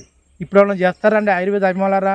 ఇప్పుడు తల్లిదండ్రులు ఏం చేయాలి తెలుసా? కోళ్ళ ఆడరా పిల్లలకంటే పిల్లలకు ప్లాస్టిక్ డబ్బాలు ఈ బకెట్లు ఇస్తారు, కొళ్ళు పోయినాయిగా. ఈ కట్టెలు లేవు కదా, కట్టెలు లేక డబ్బాలు ప్లాస్టిక్ కొట్టుకుంటారు. ఇప్పుడు కనుక పురాతన కాలంలో రంగులు పూసుకోమని మన పుష్పాలు తయారు చేస్తుంటే ప్లాస్టిక్ రంగులు కనుక మనం పూసుకున్నట్టుగా అంతవరకు దిగజారిందనమాట. అందుకనే అదేవిధంగా ఆ 8 రోజులు ఆ కాడులాగా పార్చి ఆ కాడులో నవధాన్యాలు అన్ని రకాల కలపను పేర్చి ఆ కలప మీద ఈ యొక్క ప్రహ్లాదుని తీసుకొని ఆ హోలిక ఆ కాడు మీద ఆ యొక్క కుప్ప మీద అగ్నిగుండంలో కూర్చొని ఉన్న తర్వాత ఈ యొక్క అగ్ని ముట్టిస్తారు. పెద్ద మంట మండుతుంది, అగ్నిగుండంలాగా పెద్ద విపరీతంగా మంట మండుతుంది. హోలిక ఏమనుకుంటుంది? నాకు ఈ వస్త్రం ఉన్నది, ఈ వస్త్రం లేని ప్రహ్లాదుడు భస్మం అవుతాడు, నీ వస్త్రం ఉన్నదాన్ని బయటపడతాను ఏమనుకుంటుంది. ఆ ప్రహ్లాదుడు దైవరూపుడే కూర్చొని నమో నారాయణ విష్ణు మహారాజా ఎక్కడున్నావు తండ్రి, నన్ను కాపాడు తండ్రి అని ఆ విష్ణు మహారాజును ఆ ప్రహ్లాదుడు వేడుకుంటాడు మనసులో. ఎప్పుడైతే ప్రహ్లాదుడు తన యొక్క విష్ణు మహారాజున కనుక వేడుకుంటాడో ఆ వైకుంఠంలో ఉన్న యొక్క విష్ణు మహారాజు ఆయన చూసుకునేసరికి అగ్నిగుండంలో నా ప్రహ్లాదు నా భక్తుడు ఉన్నాడని ఆ భక్తుణ్ణి కాపాడుకొనుటకై పుష్పమని ఊస్తాడు. ఎప్పుడైతే విష్ణు మహారాజు వైకుంఠంలో ఉప్పుమని ఊదిండో ఈ యొక్క అగ్నిగుండం మీద ఈ కోళ్ళ మీద పెద్ద ఎత్తున మంట మండేటప్పుడు ఆ మంటలో నుంచి ఎప్పుడైతే విష్ణు మహారాజు ఉప్పుమని ఊదిండో ఆ ఓలిక శరీరం మీకెళ్ళి ఆమెకు బ్రహ్మదేవుడు వస్త్రం ఇచ్చిన యొక్క వస్త్రము తిరిగి ప్రహ్లాదునికి చుట్టుకుంటుంది. ఆ ఓలిక మంటలో మండి భస్మం అయిపోతుంది. ఎవడు చేసుకున్న కర్మలో వాళ్ళ పోతారండి ఆయుర్వేద అభిమానులారా. ఏమైందన్నమాట, ఎప్పుడైతే ఆ ఓలిక ఏం చేస్తుంది, ఆ దుప్పటి అనేది ఆ వస్త్రం అనేది తిరిగి ప్రహ్లాదునికి చుట్టుకుంటుంది. ఆ దుప్పటి ఆ ఓలిక మీకు లేచి వచ్చి మొత్తం మండి మసై ఆ యొక్క అగ్ని బూడిద అయిపోతుంది. ఈ ప్రహ్లాదుడు ఎప్పుడైతే ఆ మేనత్త యొక్క వస్త్రం ఉంటుంది కదా, ఆ వస్త్రం చుట్టుకుంటే కిందికి మంటల నుంచి బయటకు వస్తాడు. అప్పుడు హిరణ్యకశిపునికి ఎద్దలేని కోపం వస్తుంది. ఎప్పుడైతే ఈ హిరణ్యకశిపునికి ముందు మంట అనుకొని బయటికి ప్రహ్లాదుడు మంట అని అంటాడా, నవ్వు కూడా బయటకు వస్తాడు. ఆడు చూస్తారు చెల్లె అన్నా అన్నా అన్నా నేను భస్మం అయిపోతున్నా అని ఆ హిరణ్యకశిపుని ముందే చెల్లె మంట మొత్తం బూడిదైపోతుంది. హిరణ్యకశిపుడు కానీ చుట్టూ ఎవరు కానీ దగ్గర పోయినా కానీ ఆ యొక్క విష్ణు మహారాజుకు రూపం తాల్చే కోప ఉగ్రగునే అందులో ఉండవలసిన వాళ్ళ మొత్తం ఆ ఉన్న సైన్యం కానీ వాళ్ళు కానీ మొత్తం నాశనం అయిపోతుంది. ఒక హిరణ్యకశిపుడు ఒక్కడే బతుకుతాడు. అప్పుడు ఎప్పుడైతే ఈ యొక్క అగ్నిగుండంలో ఆ ఓలిక ఎప్పుడైతే ధ్వంసం అయిపోయిందో ఈ రాక్షస తత్వము మట్టు మార్చి భస్మం అయిపోయిందని ఈ ప్రపంచంలో ఈ చుట్టూ ఉన్న ప్రాంత ప్రజలందరూ కలిసి ఆ రంగులు మూసుకొని ఆ ఓలిక సందర్భంగానే ఈ ఓలి పండుగ పుట్టిందండి. ఎందుకు 9 రోజులు ప్రహ్లాదుని మరణానికి పొందడానికి తన చెల్లె అయిన ఓలిక తన అన్నైన తండ్రి అయిన హిరణ్యకశిపుడు ఒక పథకంలాగా పొంది ఆ పథకంలో ఆ ఓలిక వస్త్రము తప్పిదం జరిగింది. ఆ ఓలిక వస్త్రమే ఈ ప్రహ్లాదుని మీద పడి ఆ విష్ణు మహారాజు ఒక మైమత్తుని ప్రహ్లాదుడు ఆ మంటల నుంచి బయటికి రావడము, ఆ మంటలో హిరణ్యకశిపుని యొక్క చెల్లె మరణించడము, ఆ చుట్టూ ఉన్న సైన్యం కూడా మరణించి ఆ మంటల్లో సతమైపోతుంటే ఇక్కడ చెడు అనేది హిరణ్యకశిపుని యొక్క తత్వము, మంచి అనేది ఒక ప్రహ్లాదుని ఈ మంచి మీద చెడు ఓడిపోయింది, ఈ మంచే గెలుస్తుంది అనే యొక్క విజయ సూచికతోనే ఈ హోలీ పండుగ సందర్భం అన్నమాట. ఆ విధంగా పురాణ గాథలు చూసుకున్నా, ఈ యొక్క భక్తపాలాదుని యొక్క చరిత్ర చూసుకున్నా, నరసింహస్వామి చరిత్ర చూసుకున్నా కానీ ఎక్కువ శాతం ఈ ప్రహ్లాదుని యొక్క విజయ సూచికే మన హోలీ పండుగ. అక్కడ విజయుడు ప్రహ్లాదుడు మంచిని పేపొందించే విష్ణు మహారాజు, చెడుని పేపొందించే హిరణ్యకశిపుడు కనుకనే అక్కడ చెడు సమాధి అయింది, మంచి గెలిపింది. ఈ సృష్టిలో ఉన్న ప్రతి ఒక్కడు కూడా ఆయుర్వేద అభిమానులారా ఒక్కడే చెప్తున్నా, ఎవరైతే ఈ సృష్టికి విరుద్ధంగా నడుస్తారో, ఈ పంచభూతాలకు సూర్యగమనానికి చంద్రగమనానికి ఎవరైతే విరుద్ధం జరుగుతారో అక్కడ హిరణ్యకశిపుని చెల్లెలాగా ఒక హోలికలాగా భస్మం అయిపోతాం. ఎవరైతే పంచభూతాలని ఈ ప్రకృతిని కాక అనుసరించుకుంటారో, ఎవరైతే ప్రకృతిని జీవింపజేసుకుంటారో, ప్రకృతి ముఖ్యమవుతారో, ఈ ప్రకృతి సంబంధమైన ఒక చెట్లను కనుక పెడతారో వాళ్ళే ఇక ప్రహ్లాదుని యొక్క విజయ సూచికలాగా అగ్నిగుండంలోకి బయటకు వస్తారు. అలా ఎదగడానికి ప్రయత్నం చేస్తారా, అలా కాలిపై బతకడానికి ప్రయత్నం చేస్తారా, అది మీ సూచనలో ఉన్నది. ఇది మీరు అందరూ అనుకరించుకొని నేను చెప్పబోయేది ఒకటి ఆయుర్వేద అభిమానులారా, ఏంటంటే చెప్తున్నా మంచిగా ఆయుర్వేద అభిమానులారా, పుష్పాలైనా ఏం లేదు. ఇక్కడ అగ్ని గుండం జరిగింది కదా, ఇన్నొద్దులు ఏం చేసేదంటే కొన్ని ప్రభుత్వాలు బాగా నిర్ణయం చేసుకున్నది. పొగ మంట పెట్టడం వల్లనే ఆటోమేటిక్గా గ్యాస్ మీద ఎలాంటి వ్యాధులు రాకుండా ఊపిరితిత్తుల్లోకి వెళ్ళిపోయి అట్ట వ్యాధులు వస్తాయని చెప్పారు. లంగ్స్ క్యాన్సర్ అని ఇంకా వేరే క్యాన్సర్ వస్తున్నాయి. మంచిగానండి, మన శరీరంలో ఎప్పుడైనా కానీ క్రీస్తుపురం కానీ క్రీస్తు శకం కానీ మన యొక్క ఆహార పదార్థాలు కానీ మీరు ఏ ఆహార పదార్థాలు తీసుకున్నా ఏమి తీసుకున్నా కానీ మన ఇంట్లో మాత్రము ఏదైనా ఒక 5 చెట్లు, ఏది వేప చెట్టు అయినా మర్రి చెట్టు అయినా ఏదైనా ఒక చెత్త ఏదైనా వేస్ట్ చెట్టు అయినా కానీ ఉదయం సాయంత్రం మాత్రం ఖచ్చితంగా అగ్ని గోత్రం వేయండి. 100% అగ్ని గోత్రం వేయండి. ఇక్కడ ఏంది హోలిక చూడండి, 9 రాత్రులు 9 పగలు రాజ్యంలో ఉన్న చెట్టను మొక్కలను తీసుకొచ్చి ఒక అగ్నిగుండలా కట్టెలు పేర్చింది, నవధాన్యాలు పేర్చింది, అంతే కొన్ని నూనె సంబంధం పేర్చింది. అక్కడ చివరికి ఏమైంది? చెడు జరుగుతుంది అనుకున్నది, కానీ ఎక్కడ చెడు జరిగింది? ఒక హిరణ్యకశిపునికి, అంటే హిరణ్యకశిపునికి చెడు జరగలే, హిరణ్యకశిపుని చెల్లె జరిగిపోవడం చెడు అనిపించింది, కానీ ఈ ప్రపంచానికి మంచి జరిగింది. అంటే చూడండి, 9 రాజ్యాలు 9 నవగ్రహాలు సృష్టించి భయభృతం చేస్తున్న హిరణ్యకశిపుడు ఏదో చేద్దామంటే ఏమని జరిగింది? అక్కడ హిరణ్యకశిపుని చెల్లె జరిగిపోయింది, ప్రహ్లాదుడు బతికబడ్డాడు, ఆ చుట్టూ ఉన్న ప్రజలందరూ సంతోషపడుతున్నారు. అందుకే మన చుట్టూ ఉన్న చెట్లను కానీ మొక్కలు కానీ రోజుకొక్కసారన్నా కానీ ఒక ఏది కనీసం దీపారాధన లేక అంతే ఏది అగ్నిహోత్రం అని చేసుకుంటే ఏదైనా 4-5 తీల 9 రకాల మొక్కలు చెట్ల పుల్లలు వేసుకోండి, ఒక మట్టి తొట్లు వేసుకోండి, ఇంత తేనెన్న కలుపుకోండి, ఇంత నెయ్యన్న ఆవు నెయ్యన్నా లేకపోతే ఏదైనా ఒక ఊదులాగన్నా లేదన్నా కలుపుకొని పొగలాగా వేసుకుని ఆ పొగను శ్వాసించుకోండి. 100% ఏ వ్యాధులు రావండి. అందుకే ప్రతి ఒక్కరి మిమ్మల్ని ఈ మరొకసారి యావత్ ప్రపంచ లోకంలో ఈ యొక్క ఏది హోలీ పండుగ జరుపుకునే ప్రతి ఒక్కరికి మరొకసారి హోలీ శుభాకాంక్షలు తెలియజేస్తూ, ఎవన్నా 3 పుష్పములు నీళ్ళు తాగండి ఉదయం, మధ్యాహ్నం, సాయంత్రం. 5 పుష్పముల యొక్క ఆహారపదను కలుపుకొని తినండి. 5 పుష్పముల యొక్క అగ్నిహోత్రం కలుపుకొని తినండి. ఈ హోలీ పండుగ సందర్భంగా మన చెడు ఉన్న యొక్క అగ్నిగోత్రంలో హోలిక అనే యొక్క సోదరిగాంక ఏ విధంగా బలైందో ఆమె బలై ఈ ప్రపంచానికి ప్రహ్లాదుడు ఒక దీక్షితుని తీసుకొచ్చిన, ఆయన తీసుకొచ్చిన యొక్క హోలీ మన యొక్క జరుపుకునే యొక్క సంప్రదాయం. ఆ సంప్రదాయంగా 5 పుష్పములన్నా, 5 యొక్క చెట్ల యొక్క బిరడాలన్నా, 5 యొక్క కాండాలన్నా ఒక కొద్దిగానంత ఆవునే కలుపుకొని అగ్నిగోత్రం లాగా వేసుకొని అందులో 5 పుష్పాలు వేసుకుంటే ఆ పొగను కనుక మనం ఆశ్రయించుకుంటే మనకి ఎలాంటి వ్యాధులు రావు. అందరూ ఆయుర్వేదం వైపే మళ్ళాలే.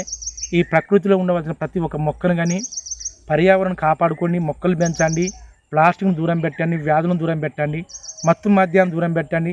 అన్ని జీవులు సమానంగా బతికే విధంగా మంచిగా రండి. మంచి ఆయుర్వేద వర్ధిల్లుతాన్ని ఆశించుకుంటూ నేను సెలవు తీసుకుంటూ జై హింద్.